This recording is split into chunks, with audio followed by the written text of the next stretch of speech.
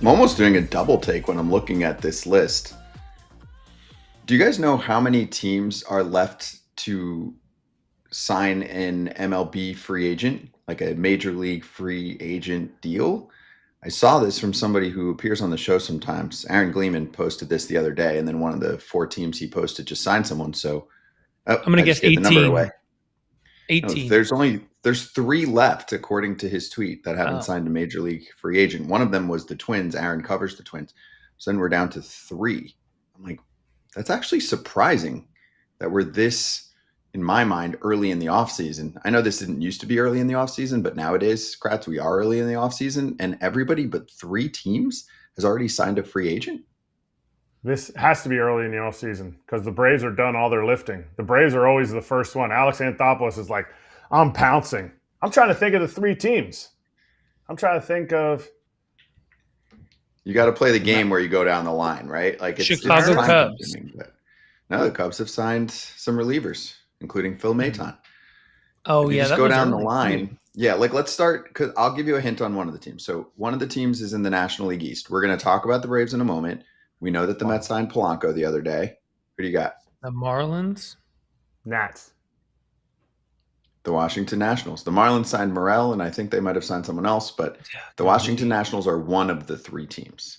We have 2 others. Just in terms of not taking up 40 minutes on this, I'll give you the next division. The AL East has a team without a major league free agent signing yet. You know, the Yankees signed Ahmed Rosario. Oh, Ahmed Rosario. And 1 or 2 others, I believe. We know the Orioles have done a lot of damage. We know the Blue Jays have made some moves. Red Sox? Yep. The Red Sox. Wow. Oh, they made some trades. Though. They added to the signings. roster. Right. Signings, this is just signings. Yeah. And then lastly, this team resides in the National League West. I think you nailed it. Didn't you say the Mariners? Or the A's? No. Who's coming on today? A's. No, National League West. Rockies. Oh, National League West. Rockies. That one's on a platter for us. That's why I saved that one for last. The Rockies are figuring out. They're kind of like they were hiding in a cave and for 20 years, and they were only hanging out with their same, 7 people. They're waiting for the football season to be over. That's where they're getting their players. No, they're meeting new people. They're like, right, that's true. Actually, that's a good point. I like that. Yeah, some of the Browns players, some of the failed Browns players are about to get baseball bats, but they like got out of their slumber and they're like, their phone. Oh, they're like, what is this? Do you think JD's gonna? No. I mean, PD. You think PD's gonna call me? Oh, Paul, come on. Just don't sign Deshaun Watson too soon. Anyway, let's do some not breaking news because we learned about it last night, but a little charge and mound action on a nice little signing. Charging the mound.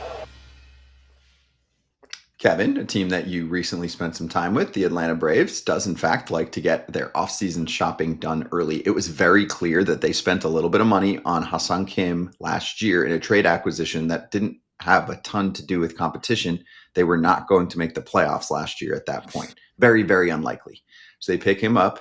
They see him decline his $16 million option, his player option, and he's back for $20 million on a 1-year deal. I mean, the shortstop market's basically empty this year. So what do you think for ATL? Yeah, I think it was a smart move dating back to last year, claiming him off waivers. It's easy to kind of evaluate a guy from afar, but when you're able to bring a guy into your room, your clubhouse, see how he works, see how he kind of fits in with the group. Because one thing about Alex is he loves quality people. He likes all the puzzle pieces to kind of fit. So a great signing. They got a thin shortstop market, and ever since Dansby's left there, they were able to kind of patch it together with Orlando Arcia, who kind of just came out of nowhere and ran with the job, was actually an all-star for the Braves, and then kind of went back to who he was. So, I mean, like me and Kratz always talk about, there's no such thing as a 1-year bad deal. So they go out and get a shortstop. And, reading here, they say they want him to stay potentially longer after that, and if there's anyone who has a track record of signing guys up before they get to free agency again, it's Double-A. So good signing with him. Yeah, he should have signed up KP for long term before he got rid of him. But that's a different day. Sorry, KP, you're on here. I'd be remiss if I didn't say that. But this Braves team is built on the extensions that they made. The fact that they have dudes that are supposed to bang. You don't need to add this massive DH, this massive hitting position player of some position. They've filled in already with Yaz. They've filled in last year with Profar. They thought that was going to be a good signing. This team is supposed to hit with their core. You are paying $20 million.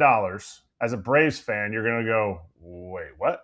We're getting a guy who's a career below average OPS plus. I think his career OPS plus is 97. He's a career below average hitter. And based on one season, essentially, was his best offensive season. But you are getting, in my opinion, I think with Andres Gimenez at shortstop now, he's one of the top 3, if not top 5 defensive shortstops in the game. And I think they got their eyes on that. And to pay $20 million for a defensive shortstop is a little steep. So I love this for players because now you really just have to hit average if you are an elite defender. Before, if you're an elite defender at a premium position, center, catcher, and shortstop, you're looking at your 1 year, $1.5, $2.3 million deal. Ha-Seong Kim has done a great job of kind of bumping that market, and he has to bet on himself, unfortunately. He had an injury 2 years ago at the end of the season that caused him to miss a lot of last year, regain his value. It wasn't enough at bats to regain his value. Now this year's the year. Hopefully now after this year, he could still get that 3-year deal.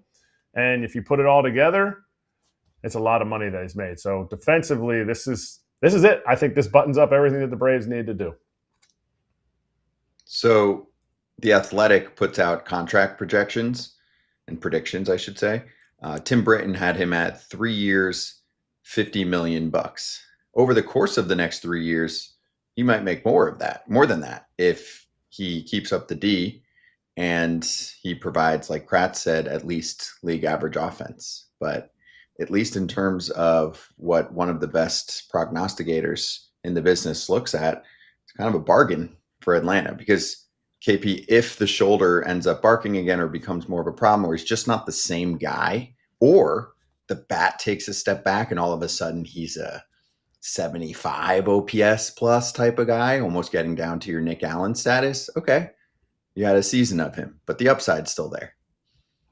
Yeah, a lot of upside. I'm looking at his baseball reference page here, and during his years where he didn't play full time and his bad years, 2.1, 2.6 WAR. His 2 years in San Diego that he was really, really good, 5 and a 5.4. So if you get somewhere in between that, it's money well spent. But to Kratz's point, the Braves just go out and make moves early, and they go out and make these signings, and sometimes they don't completely make sense. But I'm referring to the Mauricio Dubon signing. Is he going to be your everyday shortstop? No, but to your point, Scott, if he does regress, they have a guy in Mauricio Dubon that they feel comfortable maybe stepping into the shortstop role, down the stretch for a playoff run. But it's a 1-year deal. If they're able to get him back on track offensively, and knowing the hitting staff that they have there, I feel like they're going to be able to do that for him. In all fairness, if they have the offensive production from their guys that are supposed to hit,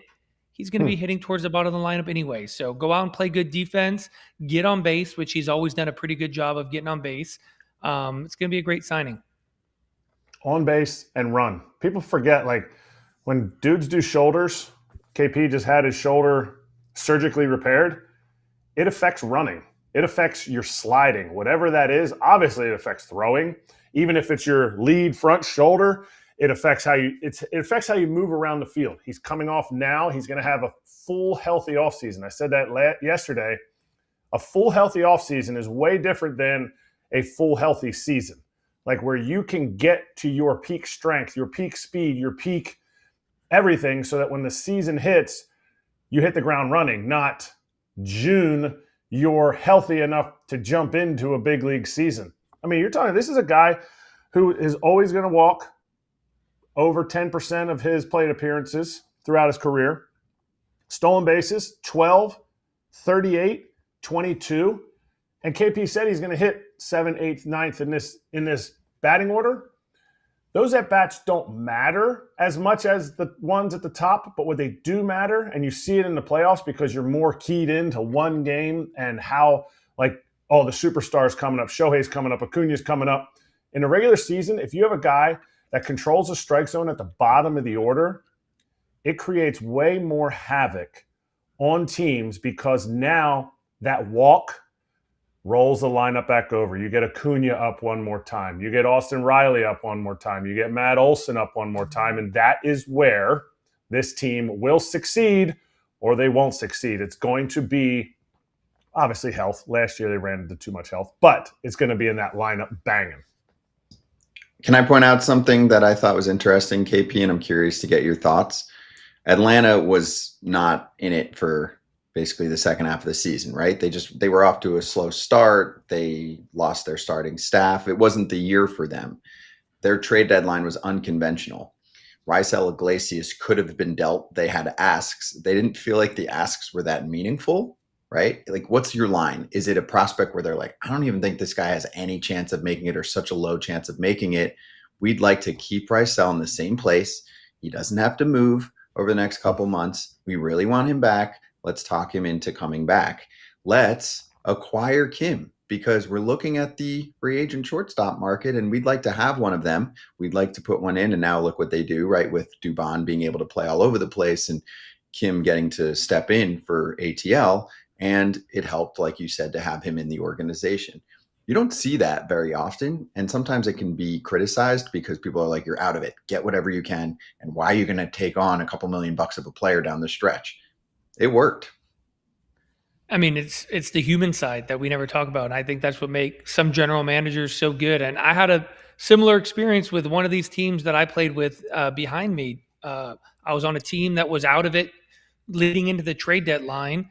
And they called me up and said, hey, we don't really love the return of the package that is being offered for you. But if you want a chance to go somewhere else, we'll send you there. If you want a chance to just stay here and, finish your season here because you have a family and you're comfortable here and we value you being here, then you can stay. And they gave me the choice. And I ultimately ended up staying put where I was at because my family was happy. I was enjoying what I was doing. I was having a pretty good year. Part of it was I was hoping to get a chance to come back to that team the following year. That didn't happen, but that's the human side of it too, is if it's not going to move the needle and you have a chance to potentially go out and re-sign a guy like Iglesias because you gave him that option and the communication was very upfront, then go ahead and do it. But not everyone operates like that. And I think, that's why you're able to get a guy like Iglesias to kind of potentially come back to the Atlanta Braves, because maybe that was a conversation they had, thinking outside the box, being like, we're not going to the playoffs, but let's get this guy in the door. Let's see what he's about, because maybe he is our shortstop of the future, or at least for next year. So I love what the Braves do. I'm a huge fan of Alex. I think he's one of the best GMs in the game. Which team was it? One of these. KP. This one right here, the Angels. The Angels. Good for them. Yeah, Scotty's conversation. Scotty's good idea. No, I just wanted to motion like a mime. Good idea. I like that. He pointed behind him. One of these, Angels. There's two teams behind him for anyone listening on the pod. He's got an Angels and a Mets uni, but good for them. Good move. Hey, I want to keep this conversation going on Kim for the Braves, so let's hit the inside scoop.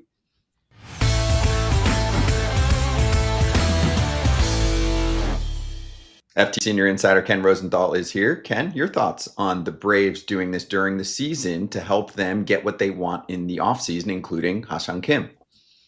I'm not sure how much of an effect that had. Certainly couldn't hurt. They got to know him. From that perspective, yes, it helps, because you take a look at a player, you kind of see what he's about, and then you decide, okay, if he gets the free agency, which he almost certainly would have, he was going to decline that player option, then we get back in. So from that perspective, yes. From Kim's perspective, he did decline the player option and he got $4 million more out of it. So I'm sure he got a little bit of a sense of what it's like to be an Atlanta Brave. He is close with Profar, so that helps too. But if he had gotten a commanding multi-year offer on the market that he liked from a team he liked, he probably would have taken that. Now, it was reported that he received multi-year offers, and I believe that, but maybe he just feels, hey, I'll do the 1 year at 20, go back out in the market. Scott Boras has had success with a number of players doing this lately, Pete Alonso being the most recent. So maybe Kim can see himself in that same light. Is this indicative of the shortstop market and how thin it is? The fact that he was clearly the best defensive shortstop in the market. In my opinion, $20 million is a tremendous amount for a defensive, not only, but essentially just a defensive shortstop. It is a lot, but at the same time, Erik, it's 1 year. And it is a guy who in San Diego, his last year there, I believe, was an offensive force as well. So if he has the kind of year that Ha-Seong Kim has shown he can have before, that's a pretty valuable player. And $20 million for that kind of player is probably not a bad rate at all. Teams look at WAR, and this is a little bit outdated now, but it used to be one WAR was worth $8 million in free agency. I think it's more like 9 or 10 now, maybe even higher than that. So 2 WAR player, 3 WAR player, $20 million, that makes some sense. Ken, let's get to the Padres and the Mets and anyone else involved here. I'm going to try and take the San Diego spin first. I loved what you talked about with AJ Preller the other day on Fair Territory and how he's fun to keep up with because he's all over the place. When you try and get to someone like this, be like, focus, what do you think we're actually going to do here? What are you seeing, hearing in terms of what they'll do? I know you were shooting down Tatis and Machado as anything in a trade talk, but there are a lot of other impact players on that roster. Right. And Scott, using the word fun to describe what it's like to cover AJ Preller, that's one word. Frustrating is another word. Difficult is another word, because he does so many things or is involved in so many conversations at once. And all teams are, but it seems to me that he takes it almost to another level. Now, as I reported with Will Salmon and Dennis Lin, Tatis is not available and Lindor is not going to the Padres. So people can forget about that. But you asked which names are in play. Nick Pivetta is certainly a guy the Padres are talking about. And you might say, well, wait. They've lost Dylan Cease. They're probably going to lose Michael King. Yu Darvish is out for the season. Why are they trading Nick Pivetta? And the answer would be simply that if they can turn Nick Pivetta into 2 younger pitchers or something else that can get them young pitching, that's what they would want to do. They need multiples. So Pivetta is one name. Mason Miller is another name. Ramon Laureano, a third, and there's 2 other relievers that we've heard as well. And these are just some of the names in the Mets conversations. That's Jeremiah Estrada and Adrian Morejon. So these teams have been talking. There's no question about that. And that doesn't mean a deal is going to come to pass. And it doesn't mean that it isn't. What I imagine and what the Mets know is that Preller is talking to 28 other teams as well. And he's simply trying to put together the best possible equation for his club. It doesn't seem like he wants to go backwards in payroll, but it also seems that he can't go up. So if he's going to add players, add money, he's going to have to subtract somewhere as well. And that seems to be where this is. But if you're going to ask me to predict how this all might play out, I have no idea. Is there a chance that the Padres can take a step back? Because he said you don't want to take a step back in the sense of payroll, but how things are working out, injuries, the possibility of needing to maybe drop a little payroll.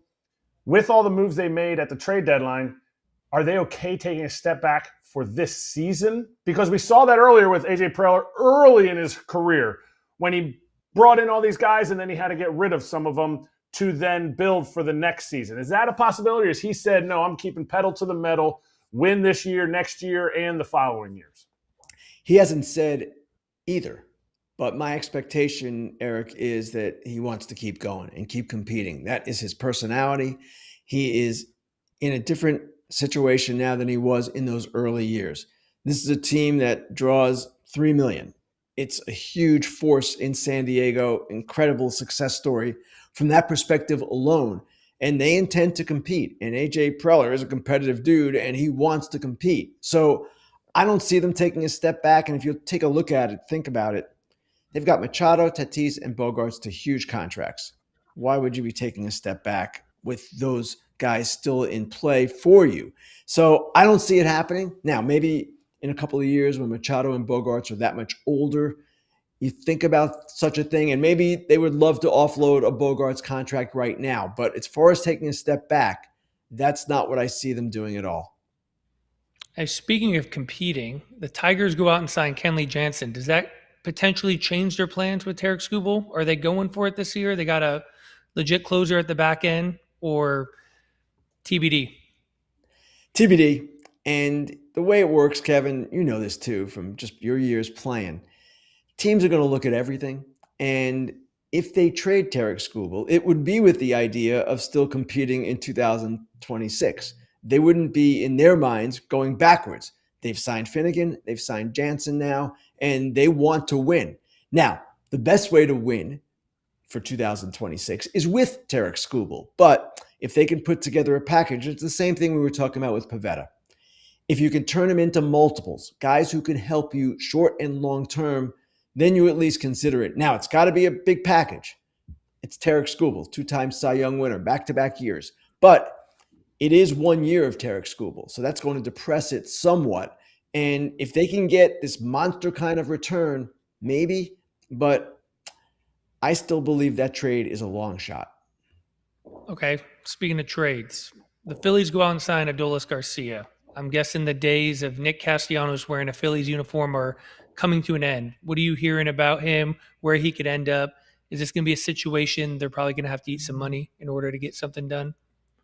To the last question, the answer is yes. And Castellanos is a guy who has had some good moments with the Phillies, no question about that, but it seemed to sour last year, and there's no question, no doubt that he will not be on their roster in 2026. They have acquired Adolis Garcia. They've signed him for $10 million, and Dave Dombrowski has basically said our outfield is set. He told reporters that today in Philadelphia. So Adolis Garcia will be in right, Justin Crawford, the rookie, in center, and Marsh and a platoon partner perhaps in left.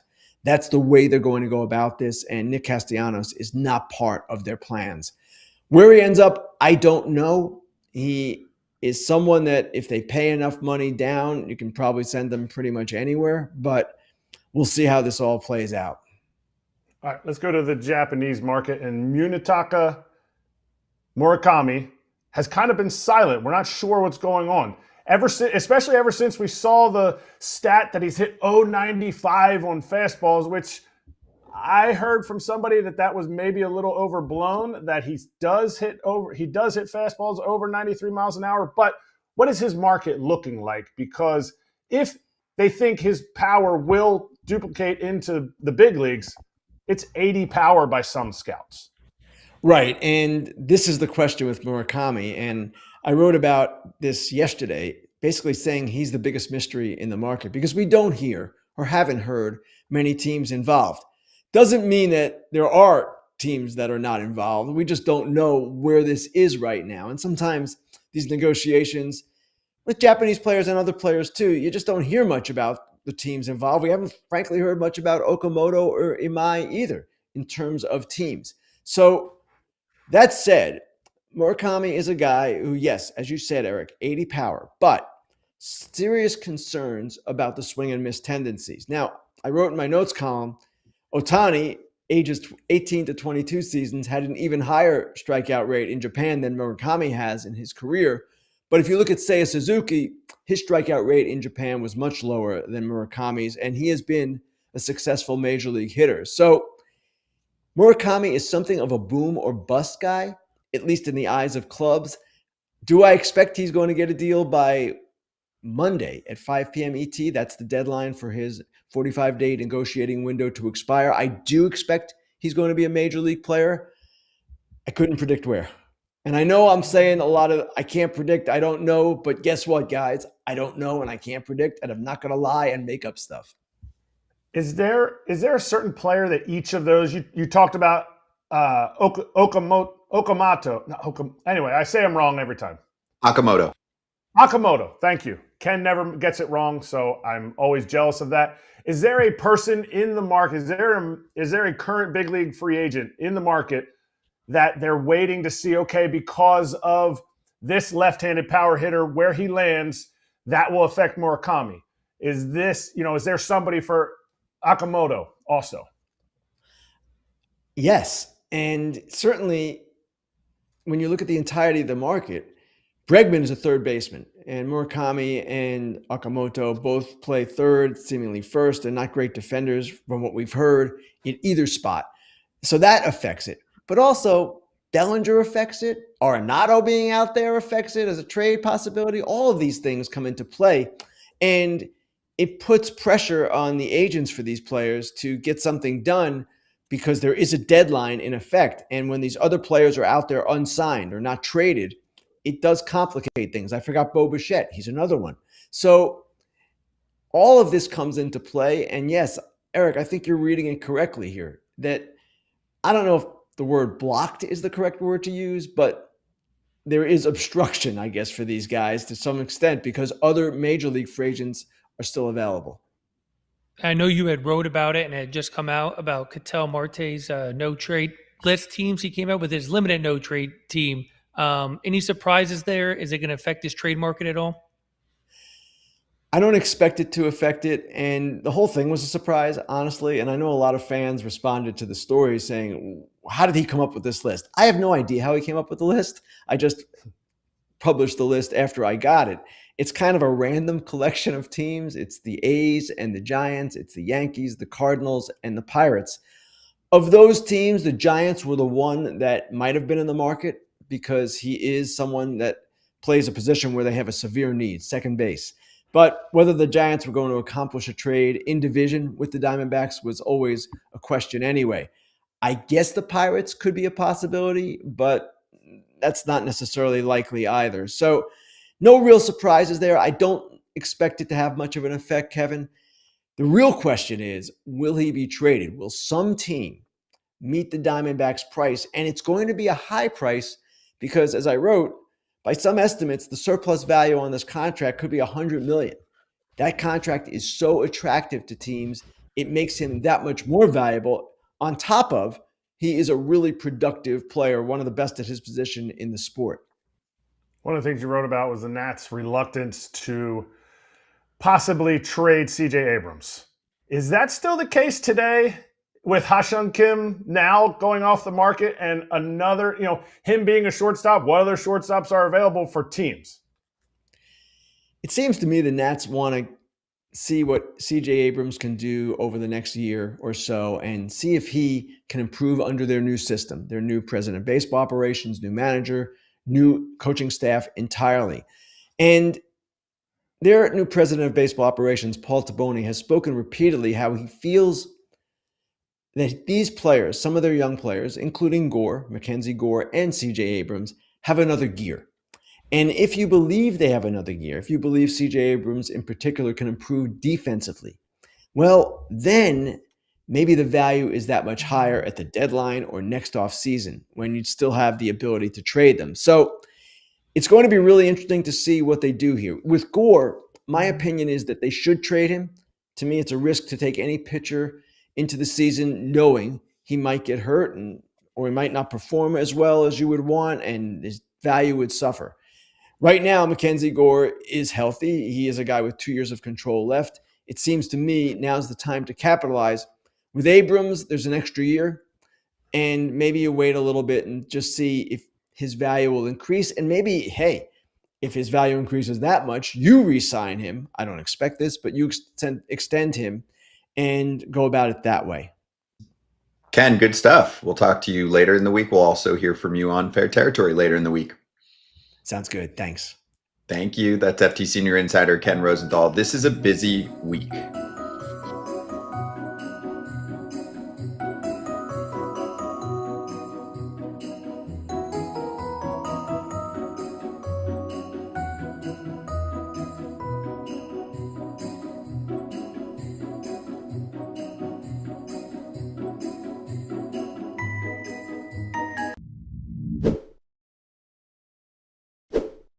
For all the parents out there with teenagers like Kratz, we know life's a little crazy. Yeah, Cash App's here to not add to the craziness. They're here to help. Yeah, Kratz, Cash App is designed to meet teens aged 13 to 17 where they are with intuitive educational tools. Available through sponsorship by an eligible parent or guardian, teens gain access to a personalized Cash App card. With the Cash App card, you and your teen's balances receive 24/7 fraud monitoring, and if something ever feels off, you have the ability to lock their card right from your phone in just one tap. Download Cash App and get started today. For a limited time, new Cash App customers can earn $10 if they use code FAMILY10 in their profile at sign up and send $5 to a friend within 14 days. Terms apply. Cash App is a financial services platform, not a bank. Banking services provided by Cash App's bank partners. Prepaid debit cards issued by Sutton Bank, member FDIC. Direct deposit and promotions provided by Cash App, a Block Inc. brand. Visit cash.app/legal/podcast for full disclosures. Yeah, that's what he said. That's what he said. That's what he said. That's what he said.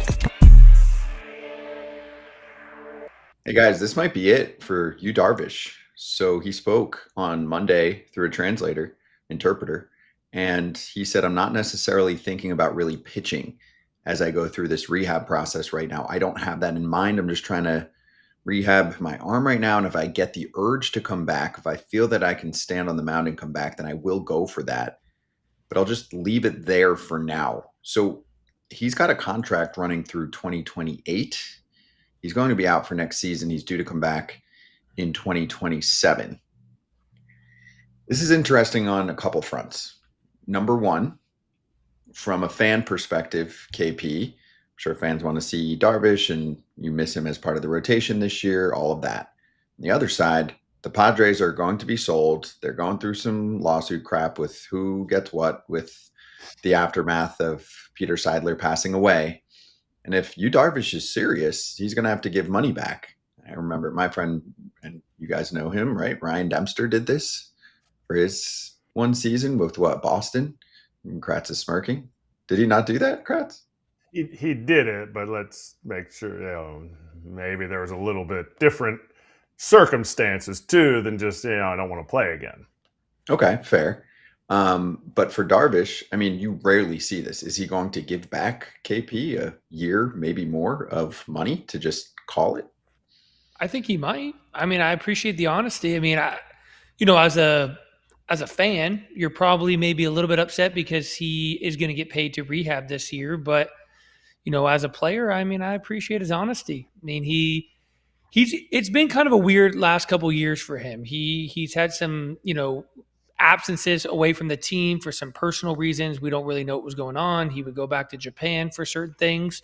He's had an unbelievable career. If this is how he truly feels in his heart, and obviously going through an injury like Tommy John at his age, with the amount of innings that he's pitched for as long as he's pitched, it can't be the easiest thing. And if that's where his heart's at and he feels like he's just going to take it day by day, what I really like is I love seeing the videos of him catching his son throwing bullpens. So he might just be at that point of his life where, his son or his family life is a little bit more important, and he's made a ton of money. And I know it's a lot of people are going to be like, damn, man, I'm sitting here thinking I would never get back the money because I didn't make as much money as him. But apparently he feels comfortable with the amount of money he's made that he's willing to maybe forego the last 2 years of his career. But I appreciate the honesty, and I guess we'll just see what happens a year from now. One fan in the chat mentioning how Michael Kadire did that. That was Mike Laverty. You guys remember Kadire did that, for the last year of his contract? It's happened. It happens time to time. I didn't remember that. I was with Kadire during Home Run Derby X, and that kind of came up. Me just recently being retired, talking about kind of the transition I was making in my life, leaving baseball. And he kind of talked to me about that story where he was at in his life, and he left a lot of money. I think it was like $11 or $12 million on the table, but he felt like he had given everything he had to the game, that he wasn't going to be the type of player commanding an $11 or $12 million deal. His kids were at a certain age. I think he's got twin daughters, and I think he has a son who's actually going to be playing at North Carolina next year. So, some people just, money's not everything to every person. It's a lot easier when you've made a ton of money to give up future earnings. But I love when people just, know when they've had enough, they've given enough to the game, that there's other priorities in their life, and they're able to walk away from some money. Aaron LaRoche did the same thing, with the situation in White Sox spring training where his son wasn't. Was it the White Sox or was it the Nationals at the time? Adam LaRoche. White Sox? Yep, Adam. Adam LaRoche. Sorry, Adam LaRoche. Sorry, Aaron's with the White Sox. His brother. Yep. Yeah. But he felt like, whatever money he was owed was not equal to the value that he cherished the time with his son, being able to bring him into spring training, the clubhouse. And when they said no, he said no to the money. There's not enough money in the world you could give me to separate me from this time that I have with my son. So good for guys and people for being willing to do that. Yeah. And everybody's situation is different. Like Roche, one of the reasons, yes, obviously him and Kenny Williams kind of butted heads about the whole, his son wasn't allowed to come in. And he's like, dude, I was in the clubhouse with my dad throughout his entire career. He's been in the clubhouse the year before. They didn't see eye to eye. But also there's something in the offseason. He had done some mission work with International Justice Mission, saving kids from human trafficking. And he was like, I'm going to spend an entire baseball season, which is a lot. People think sometimes players just go to the ballpark and they play the game and then they come home. Oh, you're playing a game. There is so much that goes on into it. My last year was 2020. In 21, Team USA said, we want you on the Olympic team. It's your spot. You'll be on it. And there was no doubt in my mind I did not want to play.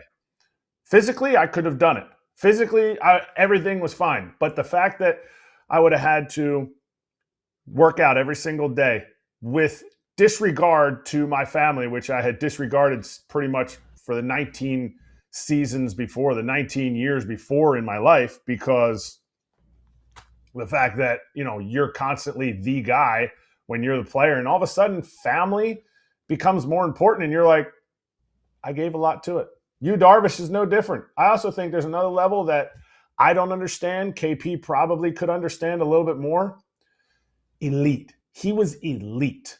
He knows he'll never get back to that. He knows last year his velocity was down, his max velocity, not even talking his average velocity, his max velocity, he could throw a baseball, was down 2 miles an hour. So when you're at an elite level early in your career, how are you ever going to get back to that? Then you're like, wait a minute, I got to work out for 12 months. I got to miss my son who just committed. I think he's going to University of California, San Diego or something. I'm not sure exactly which, but he just committed to play. So there's more things that are involved in that than just, I'm going to get $18 million. I'm going to get $22 million, which is a ridiculous thing to say to 99.999% of the population. Okay, and then Padres fans are like, what does this mean? Do we save money? Does this help us? Because it sounds like, from our conversations with Ken and from reading others, the Padres aren't going to be the ownership forcing AJ Preller to just dump payroll left and right, but it's going to stay at a similar rate, if not come down a drop. Also, it's going to add up with some of the long-term contracts that I think get higher as they go. So what do you think, KP, for San Diego Padres fans? I mean, it's not going to save them any money this coming season. I think we should lay that part out. 2026, he's out for the year. He's getting paid. He's getting paid to rehab. That's just how it works. Could it save them money in 27 or 28? Yeah, maybe. It certainly could. If that's how he decides to, go out in his career. Obviously, he has a ethical responsibility to show up if he is healthy or if he is still rehabbing. If he completes, and the team obviously documents this for people at home listening, he's going to go through his rehab process with the team. He is going to have to check all these boxes. He's going to have to get off a mound. He's going to have to go on a rehab assignment. Once that is all completed and he is healthy to perform and he decides that he does not want to perform anymore, he is going to have to make a decision he's going to have a decision to make, which is going to come with him forfeiting the rest of his money. He's going to have to retire. The team is going to save money, but that's still a year away. So there is a chance that the Padres on the back end of this contract, which to a lot of people thought was a little bit crazy given his age when he did sign this extension, but there could be a silver lining in it for Padres fans that they may be saving a good amount of money in a year from now. Jay Farrell in the chat said he took the long deal to help the Padres out and keep the AAV down. He should get every dollar he's owed.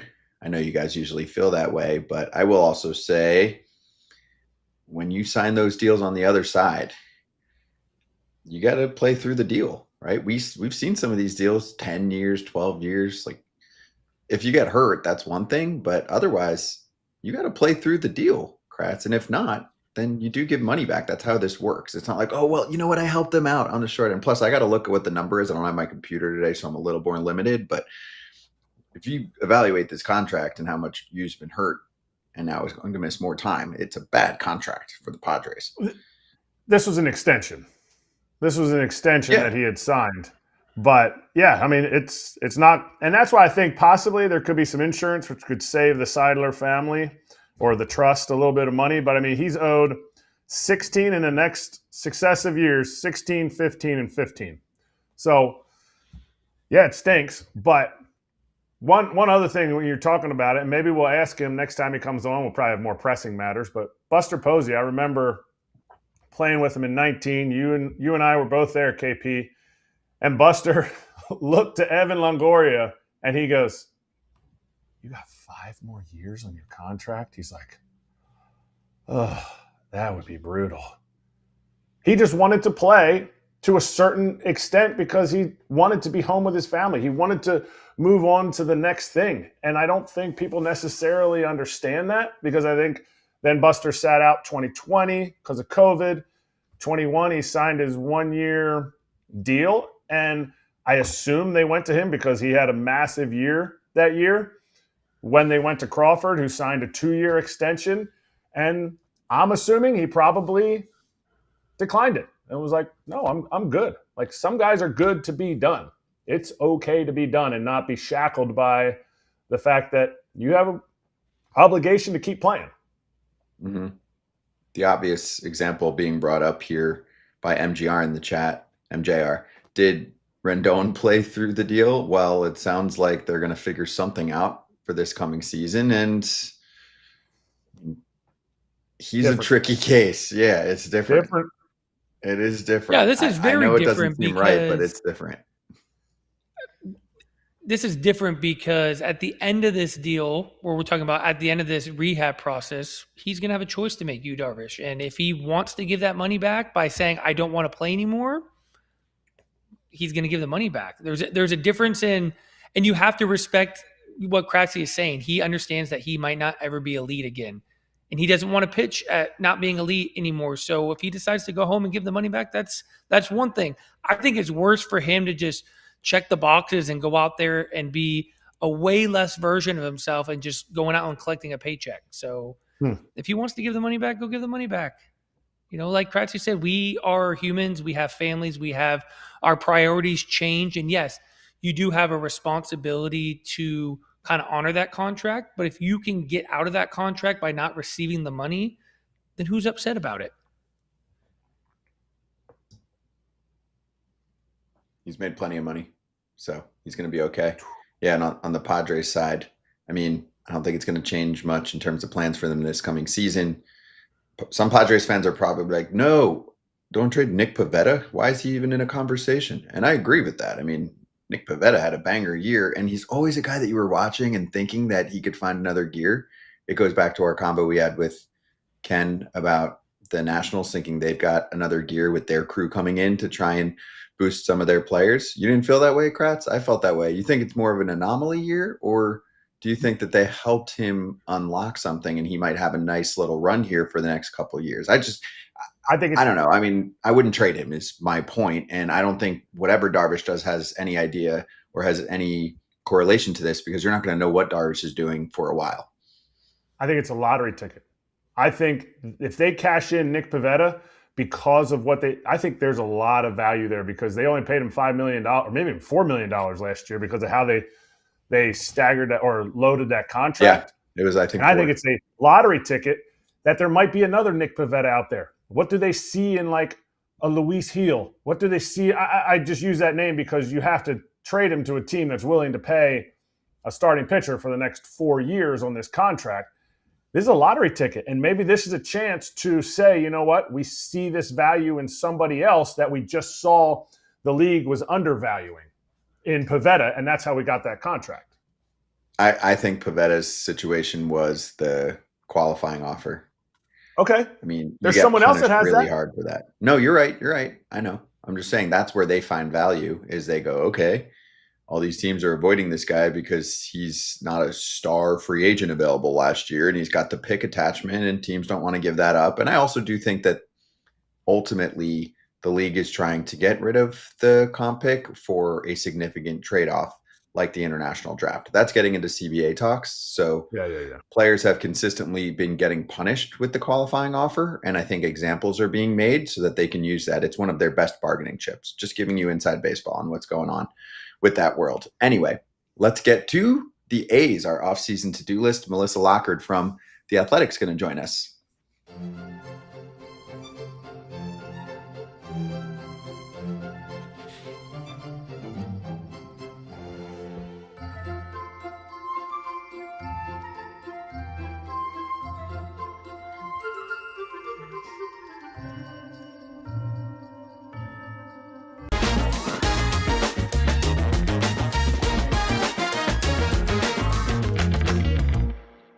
Let's do some shopping for the A's. I know it sounds weird sometimes, but they did a little bit of shopping last year. Melissa Lockard from The Athletic joining us right now. She does fantastic work. Check out her work over there at The Athletic. Melissa, great to see you. And yeah, let's lay out your list of what you think the A's could and should do the rest of the way here before spring training. Yeah, it's nice to see you too. I think it's a pretty similar list to last year. You know, they need pitching, and more pitching. But starting pitching, I think first. Relief pitching, obviously, they don't have Mason Miller anymore. The bullpen still did okay after he left, but obviously you still got to figure that out. And then they've got openings at third base and second base. They haven't found their absolute final solution at either of those spots yet. So if there's kind of a free agent there that they can get maybe on a pillow deal that would fit while some of their younger guys come through the system, I think that'd be a great fit. All right. Well, last year they were at this moment, and Luis Severino got the tour of Sacramento. Luis Severino came in and took pictures. Whoa, I love what they're going to be doing here. 3 years, we're going to be out of here. I'll take a 3-year deal. And partway through the year, he says, dang it, this mound sucks. I can't throw here. It's too hard. Other people are coming in, and his numbers said it. How do they call starting pitchers and say, hey, come on over? Luis Severino was lying. We fixed the mound. Oh, but it is still going to be 110 degrees in front of 6,000 fans. How do they sell this starting pitching to truly make an upgrade to a team that I feel like did make a little bit of a jump, even though they got rid of Mason Miller now? So you're really banking on what they got back in that trade.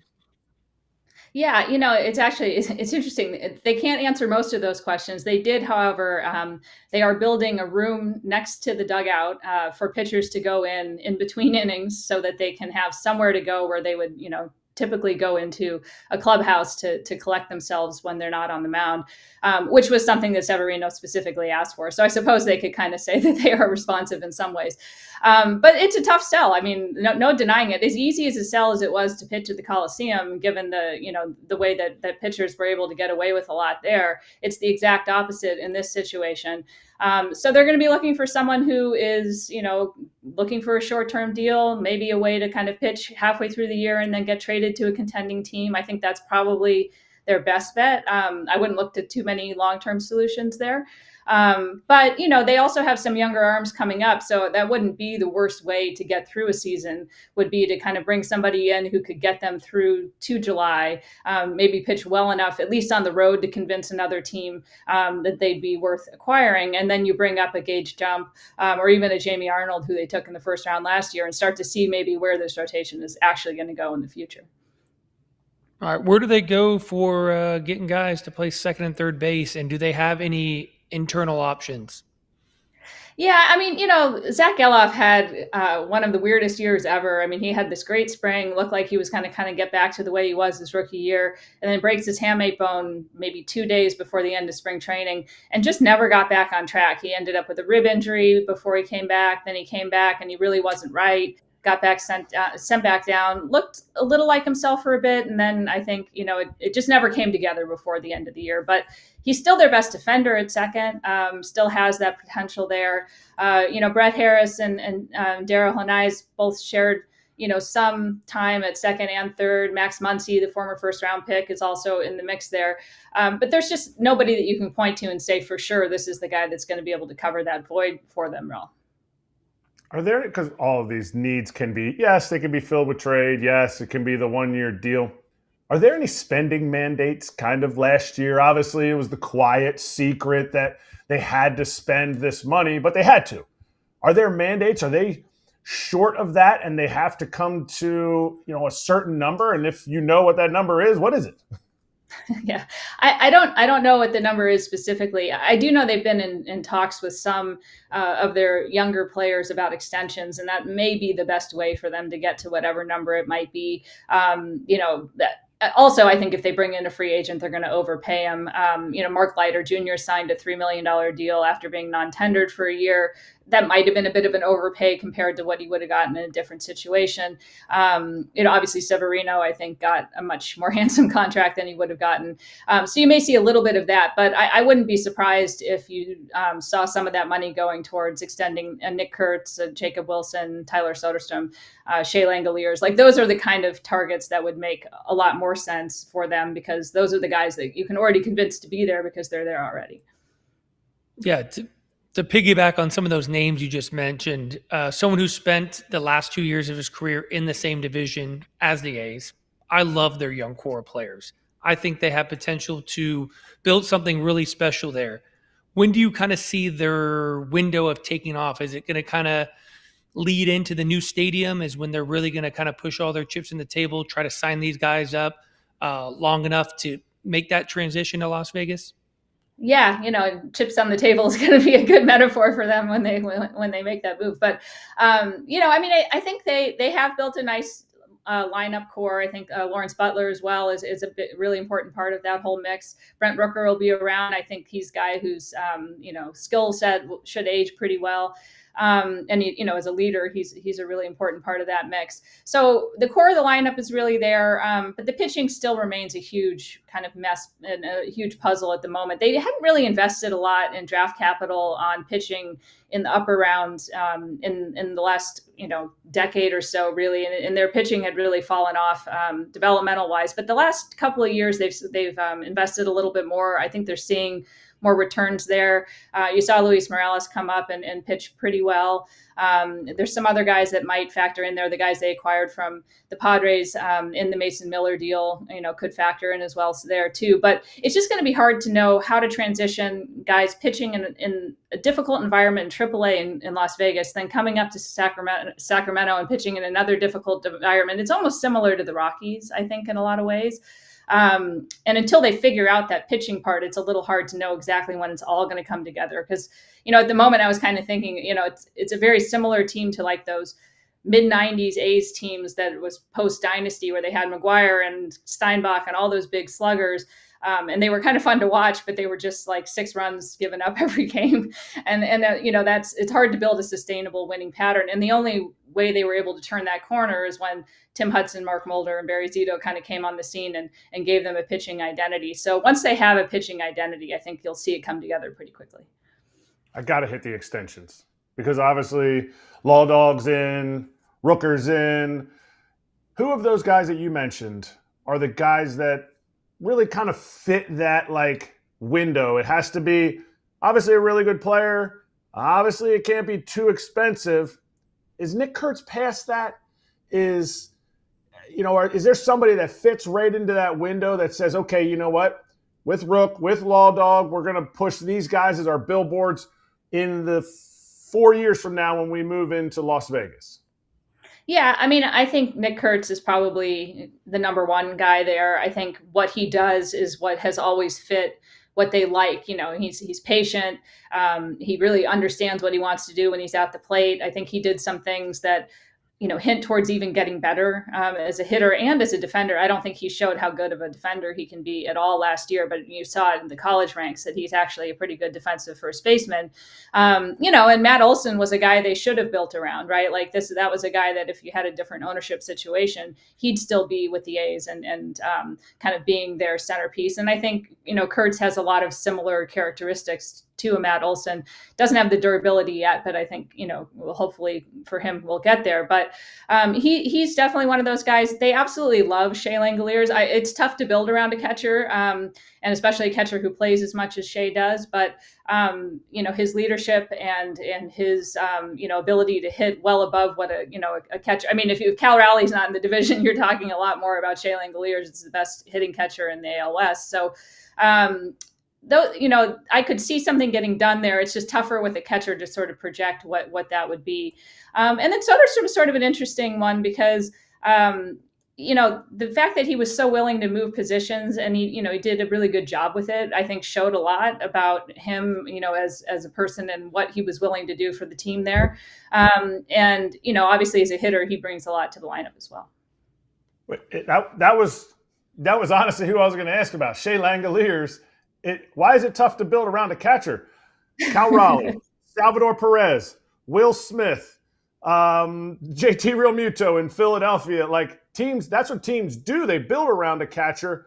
Why would the A's be reticent to do that? Like, are they afraid of injury? Like, this is one of the – I think he's right outside the top 5 in the league, but I think he has the ability because he throws, he blocks, his receiving could, to get him to that consistent all-star elite status. But to me, that's the guy because you need a catcher. Every team needs a catcher. That's why there's none on the free agent market. Yeah, no, I agree with you. I think the one concern is you look at the guy that he replaced in Sean Murphy and how quickly playing as many games as he played has accumulated injuries there. And so maybe there's some sense of risk. There's also like Shea's a lot closer to free agency. And if there's another place he'd want to go, it may be harder to convince him to sign too. I think that factors in when you're looking at a guy like Kratz, who's got, 5 more years, 6 more years with the organization. If he doesn't sign an extension, no matter what, it's a lot easier, I think, to go in there and say, hey, let's sell you on our future here because you're here regardless. So, that's it. But as I say, I mean, you cannot find anyone in that organization that doesn't think the world of Shea Langoliers. So it wouldn't shock me if he was a guy that they were able to come to terms with. But I think that the position and also just how close he is to free agency, would be the two factors that maybe would make it a little less likely. Hey, this team finished pretty well down the stretch. They had just a garbage month and change where it was almost incredible how everything was going wrong for them. And of course, the pitching was in shambles during that time period. It happens to have to go down during this early part of the season, Melissa. So it knocks out the care and the fight for fans to pay attention to for the rest of the way. Anyway, my question is, how far away do you think they are from playoff contention? It doesn't seem like they're going to do major moves this offseason, but can they compete for a wild card spot? If we wipe away that 1 month, which you absolutely cannot do, they would have been in the mix. Yeah, I hate to sound like a broken record. I think it comes down to pitching, and it's always come down to pitching, with the A's traditionally. The hitting's there to be a wild card team. It's like it can compete with a Cincinnati Reds type lineup with, some of those guys, those teams that you see get that last wild card spot. I think the lineup is in good enough shape to get there because I think a lot of those younger guys are only going to get better. But you can't have pitching as volatile as they had last year. And like you said, everything sort of fell apart all at once and snowballed. And maybe they learned from that and maybe that doesn't happen this year. But I think that's what tends to happen when you don't have a lot of veteran anchors in either in a rotation or a bullpen, is that just things tend to snowball. And so avoiding the snowball is probably, where they would have to get to that. And they just haven't been able to find that consistency yet. That said, I mean, for all of Severino's complaints, he now knows what he's dealing with when he gets to the ballpark. Maybe his, ERA drops a run or two at home this year and he pitches just as well as he did on the road. And that makes a difference. The bullpen showed a lot after Mason Miller was traded and that they actually were pretty good as a unit. There's a lot of guys that can pitch a lot of different roles there. I know Mark Kotze was quite, high on his praise of Hogan Harris and how tough he was at the end of ball games. And I think that sort of surprised him a little bit. So they did have a chance to learn a lot about these guys. But, and frankly, the way that the wild card setup is in baseball now, teams can surprise. So I'm not going to say that they can't compete even this year. But you'd like to see a more stable picture for the pitching to, really look at them as any kind of a contender at this point. I wanted to get your sense from what you've heard from either home players or visiting players about playing in Sacramento. Because as someone that went there, no offense to the Coliseum, I know it had nostalgia, but that place wasn't very good. It was kind of a dump. The situation with the batting cage way out in center field was kind of a makeshift cage for the visiting players. I actually preferred Sacramento better. The hotel was better. The city of Sacramento was better. The food was better as a visiting player in Sacramento. I thought the setup they created for the players as a visiting team was better than the Coliseum. Are you hearing the same similar things? And what about the home players? Because I never got to experience the home side in Oakland. Yeah, I mean, I haven't heard much from the visiting players. I think it was mixed for the home players. I think in some sense, it helped the team kind of coalesce together. It's a pretty tight group because, they're all sort of in this together. It's a very unusual situation. I don't think it feels like a big league ballpark. And I think if you're especially a younger player, and I think you heard Lawrence Butler kind of talk about this a little bit, it's hard to you work your way up to the big leagues and this is your home park and it's a AAA stadium. So there's only so much you can do to make it not seem like a AAA stadium, I think. Maybe coming in as a visiting player, that doesn't bother you as much because you end up leaving right away and going back to your home park. But, there is something to be said for the amenities that any home park in a major league stadium has, versus AAA. And attendance wasn't quite, I think, what they had anticipated it was going to be. That said, I don't think it was like a disaster for the home team at all. I think the frustrations that players had were what they expected them to have. And obviously, there is a nice area there around the ballpark that they can go to. So, but I don't think anyone would sign up for that long term. Yeah, and that's why, to me, try and swing trades. You try and spend the money you have on extensions while it's a tough recruiting case for another couple years, rather than overspend on a player who gets disgruntled and then he's overpaid, so it's tougher to move him. Anyway, I can go all day, as you know. Melissa, great to talk to you. Thank you for stopping by. I appreciate it. Yeah, thanks for having me, guys. Check out Melissa's work in The Athletic. Be right back.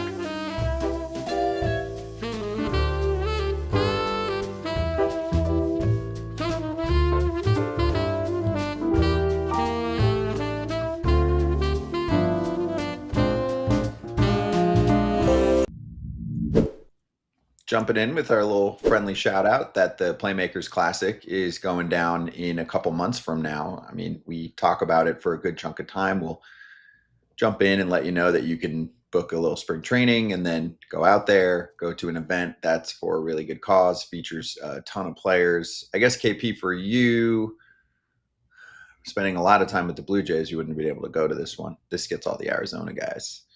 If you're out there in Arizona, you can stop by, have a great night, player-wise, and hang out with people that can get access to hang with the players. And KP, some people get to see that we're not so different, you and I.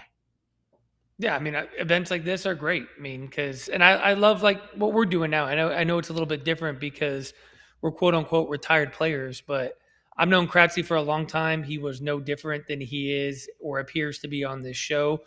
We're just normal people. And going back to the Yu Darvish thing, I mean, the guy loves his family. He loves his son. He wants to be part of their life. He's willing to give up a life-changing amount of money that most people would do pretty much anything to get. The fact that he wants to just go home potentially and just spend time with his family just shows you that we're not much different than the people listening to the show or the people that work 9 to 5s. Yes, and you can find that out more specifically. February 18th. You can get your tickets online or hitting the QR code will take you to the website. Can't talk today. Playmakers Classic, 4th annual edition. It's been a huge success. I think we're going to be there for this one too. So we'll give you more details. Playerstrust.org. I'm saying not just like us appearing, like show the whole thing, but I don't want to promise it yet. Working on it to tie it into our spring training schedule.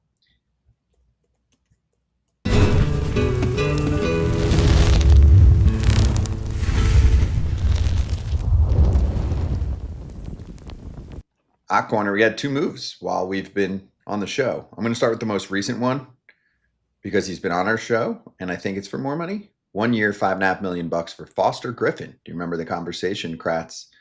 Was it AJ that day? Was it KP? Who was on? That was AJ. Because It he was went AJ? to Okay. Foster Griffin was a whatever Trinity. I Right. forget. Whatever the Local. school is that he sends his kid to. So good for Foster Oviedo Griffin. or something. Yeah, 1 year, $5.5 million. Comes from overseas, has a ton of pitches. Seems like a great dude. This is something that's been more prominent lately, and it's not just there's this one guy coming over. I remember when it was Miles Michaelis, and he went to winter meetings, and he's meeting with everyone about all the changes he made.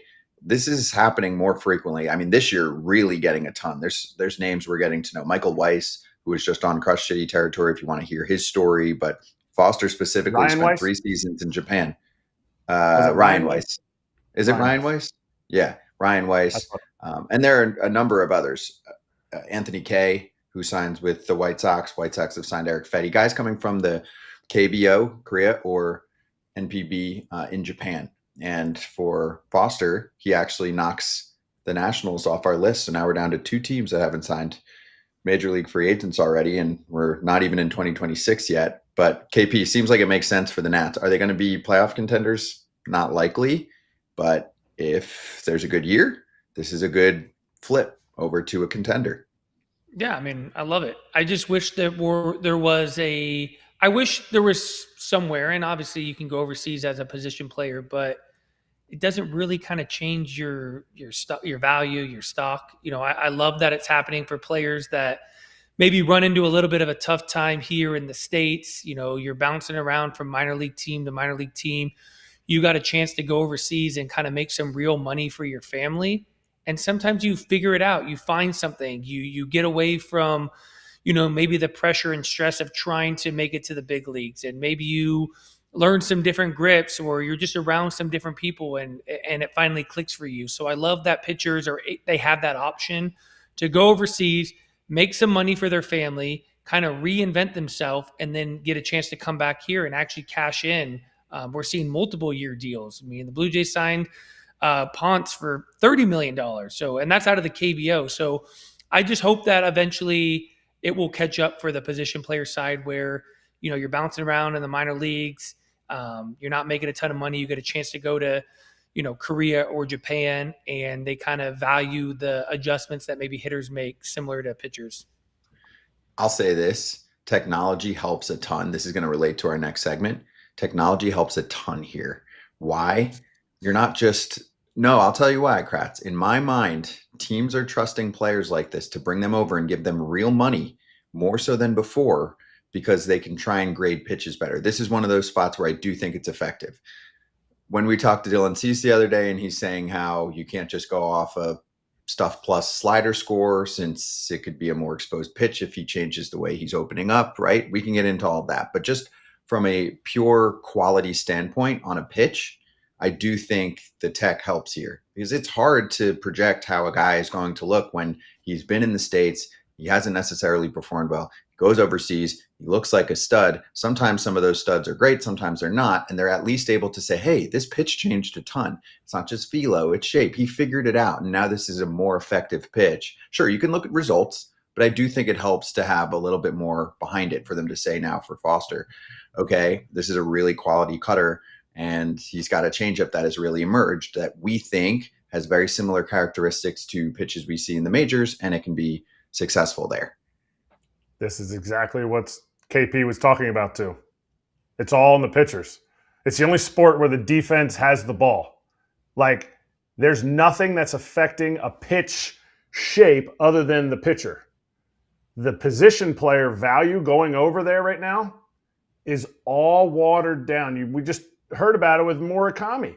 Murakami legitimately has 80 power. I've seen this guy hit the ball in BP far, if not farther than anybody that I've seen just in batting practice. But what's the first thing they're going to do? Velocity. You're not consistently facing this. So right now, exactly what you're saying, Scott. Yes, it's helping pitchers. Exactly what KP's saying. It's not quite helping hitters yet. The last guy that really went over there and truly cashed back in here, Eric Dames. Eric Dames went to Korea and was, I'm not sure if he was 50-50, but I know he was 40-40. I mean, he had video game arms, but he had video game numbers over in Korea and was an absolute legend over there. But it's just hard for position players to go over there and get that value to come back. It just hasn't happened yet. There will be a team that will find that value for sure at some point. Next up, we have Caleb Thielbar agreeing to a deal with the Chicago Cubs, spending a physical. So the Cubs keep building their bullpen back up. I like this. Cubs spending on some quality relievers. Kratz, you know Caleb? Oh, yeah. We played together in 2019, Team USA. He was currently, at the time, he was recruiting for a college in, I think, North Dakota. That's what his job was. We went to Arizona to play against some college teams to kind of prep for Team USA. Then we went down to Mexico.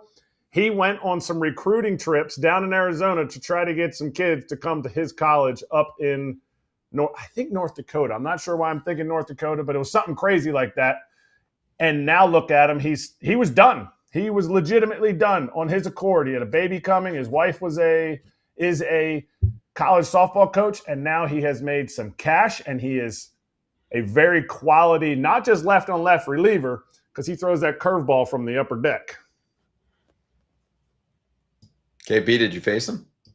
Yeah, I faced him. I mean, he's typically the guy that's going to come in to face a left-handed batter, and a guy like me who, when I played, is the guy who gets tapped on his shoulder and says, go get him. And it's not a comfortable at bat because it's an elite curveball, kind of a sneaky fastball, but it's a great signing. He had a nice year last year, and the Cubs made a nice run last year, so they're bringing back some of the pieces that they had last year.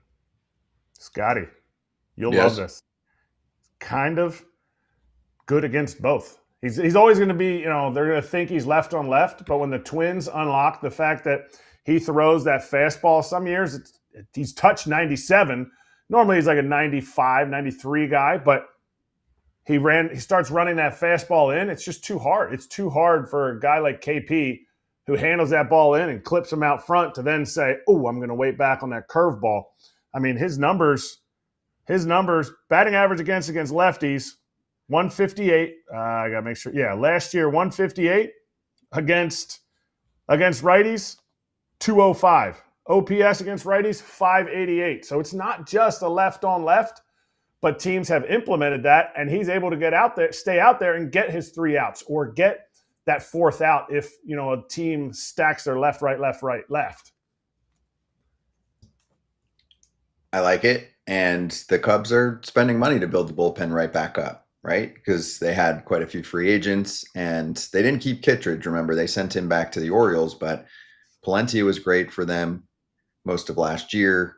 They just signed Maton recently. They signed Thielbar today. I like the potential of Porter Hodge, who's 24 years old, who had ups and downs. He was great in the beginning. But yeah, I think most people are anticipating good things from him. He's nasty. Holby Milner, who gives you a completely different look. And I like Ben Brown out of the bullpen, can give you multiple innings. Like this is a solid bullpen. Hey, I'm confirming, Kratzy, South Dakota State University. So you were in the right region. You're in the right region. South Dakota, North Dakota is not.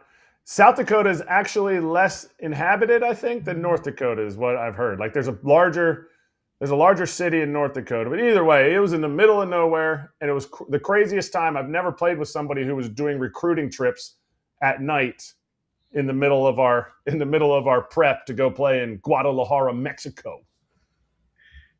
Do people from North Dakota or vice versa for people from South Dakota get pissed if you mess up the Dakota? I'm sure. They just said North Dakota. It's South Dakota. Come on. I'm sure they get pissed. Because think about it. Talk to somebody from North Carolina and be like, oh, you're from South Carolina, huh? And they're like, what? It's like Virginia and West Virginia. Like, I would tell people I lived on the western side of Virginia, like right near the border of West Virginia. Like, here's Erik Kratz from West Virginia. And I'd be like, whoa. Ooh. Like, so each state is like, no. Like, we're not. Because people from North Dakota say that birds fly upside down in South Dakota. There's nothing good enough to poop on in South Dakota. Hey, South Dakota is offended, though, because they actually have a higher population. It seems like they're at 900,000-ish, according to recent estimates, and North Dakota is around 800,000. I would love to hear from an FT fan from one of those spots and let us know if you get offended if someone's like, oh, you're from South Dakota. And you're like, yo, I'm not from South Dakota. South Dakota? From North Dakota. That's weird, bro. It's hot down there. The South? Come on. Yeah. Anyway, let's hit some rumors for a few minutes before we talk to recently signed Arizona Diamondback Mike Soroka.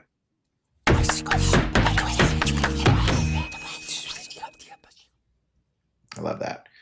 There are quite a few rumors flowing, and we're waiting for more trade activity. That is the one thing that I'll point out. I expected more. I felt like some insiders were teasing that was going to be a major route early in the offseason, and we haven't seen a ton. Let's start with Brendan Donovan. The Mariners and Giants have emerged as front runners in a potential trade for him, according to Katie Wu. We've got two teams that are looking like finalists. You never know. Another team could jump in. The Royals were mentioned in here, or maybe it was in Ken's column as a team that's very interested in someone like Donovan as well. I would imagine almost any team would be interested in him, although it helps if you have a really nice opening over at second base. Man, if I'm one of these teams, I'm going for it. I'm going hard. I'm a big fan. We were sitting with Ollie Marmol, and I'll say it for him. It sounds like Donovan is his favorite player. You know, he lit up when we asked about him versus anyone else. Plus, you're getting versatility, on-base percentage, and someone who seems like the tools. I mean, KP, it's not like he's 80 grade on every tool, but every tool is at least average, and then he's just an on-base machine, and seems like he's an unfazed and would be someone that I'd want in the trenches for a playoff series. He seemed like he'd be that pest who's getting on for someone like, let's say it's the Mariners, Julio or Cal, to turn a solo into a 2-run shot. Yeah, I like to refer to those guys as an 80 grade 6 tool. It's the heart. He just plays the game the right way. You know, there's certain guys that the sum of their parts is greater than the whole. Like he doesn't have plus skills anywhere. He is not going to grade off the table, but his collection of skills plus his heart makes him a very, very valuable player. And, you know, we need to get more former GMs on this. The last time we were on, Thad was on, and I'd love to just hear more about these conversations. Like, what is the holdup? The Cardinals are obviously in a point in time where, you know, they're kind of retooling. They're getting rid of some guys that have value. They're trying to bring in, you know, the max returns for kind of building for a couple years from now, new front office. You know, what's the holdup? If you're one of these two teams that has a vacancy at second base, is trying to win, you love, you know, you hear all these teams and GMs talk about versatility. Brendan Donovan is a Swiss Army knife. You could play him pretty much anywhere on the diamond. He's going to give you a great at-bat. I don't know what the holdup is. Like, what do these conversations look like? Like, yeah, we want him. What are you willing to give up? Here's no, yes, no. Like, how does it take so long? You know, it's like negotiating with my 5-year-old sometimes. It's worse. Yeah, these guys just nickel and dime all day long, and then they come around to what they both always would have done, but it's just the way that business goes down these days. I'm with you. Like, if I'm Seattle, I'm like, yo, I want to get this done today. I'm replacing Jorge Polanco. He's beloved there. We went after him. I actually think Donovan might end up a better player for them over the course of the next couple of years. Definitely a much younger player too. So anyway, we'll circle back to that. Quickie break, and then we're going to Mike Soroka. We'll do more rumors, trades, all that stuff after that.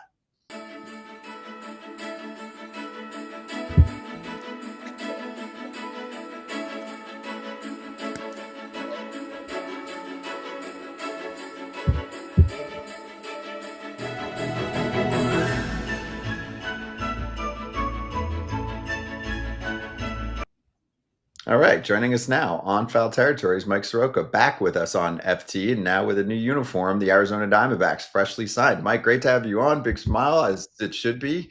How's the past week and change been for you? Good to see you, and congrats. Thank you. It's good to see you guys too. What's up, KP? Hey, are we coming from Alberta right now? No, I'm still home in Scottsdale. I'm actually heading home to Calgary tonight, though. So I'll be home for Christmas and then come back down. Hey, what an absolute dream scenario then. Now that you're living in Scottsdale, playing for the Diamondbacks, how much did that factor into this decision? Yeah, obviously. I mean, you lived here. It's something that if you get a chance to do, I think everybody loves it. It's something that you don't necessarily think is going to happen. You take your 50-50 that you get to be here an extra 6 weeks, but getting to be here and with a club that I think still has a chance to make the playoffs and make a good run for it.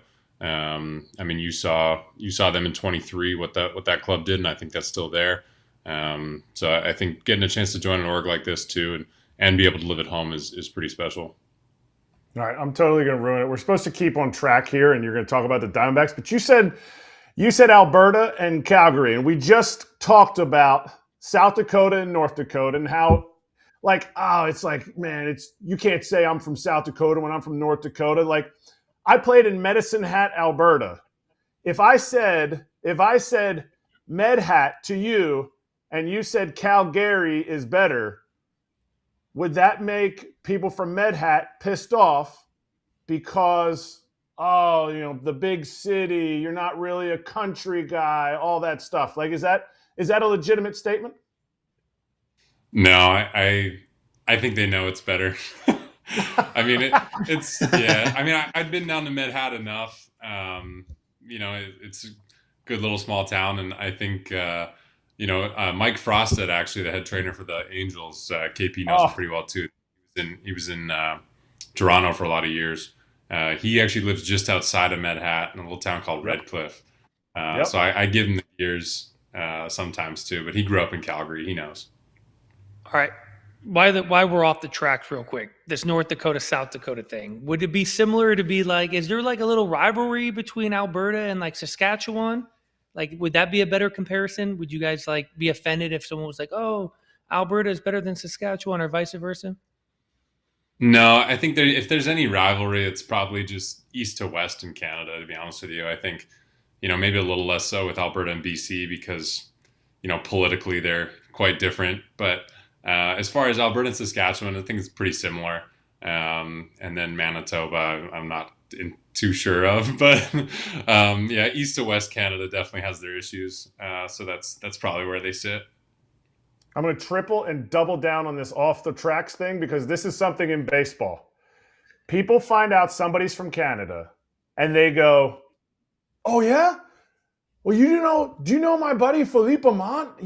He's from Canada. He played baseball. And do you realize that Canada is like ginormous and everybody thinks that everybody knows everybody? So how many times has that happened to you where somebody, oh yeah, my buddy, he played in Canada. Do you know him? Yeah, I mean, I do know Philippe. Well, that's a bad example. Yeah. Yes. Yeah, right. No, quite a bit.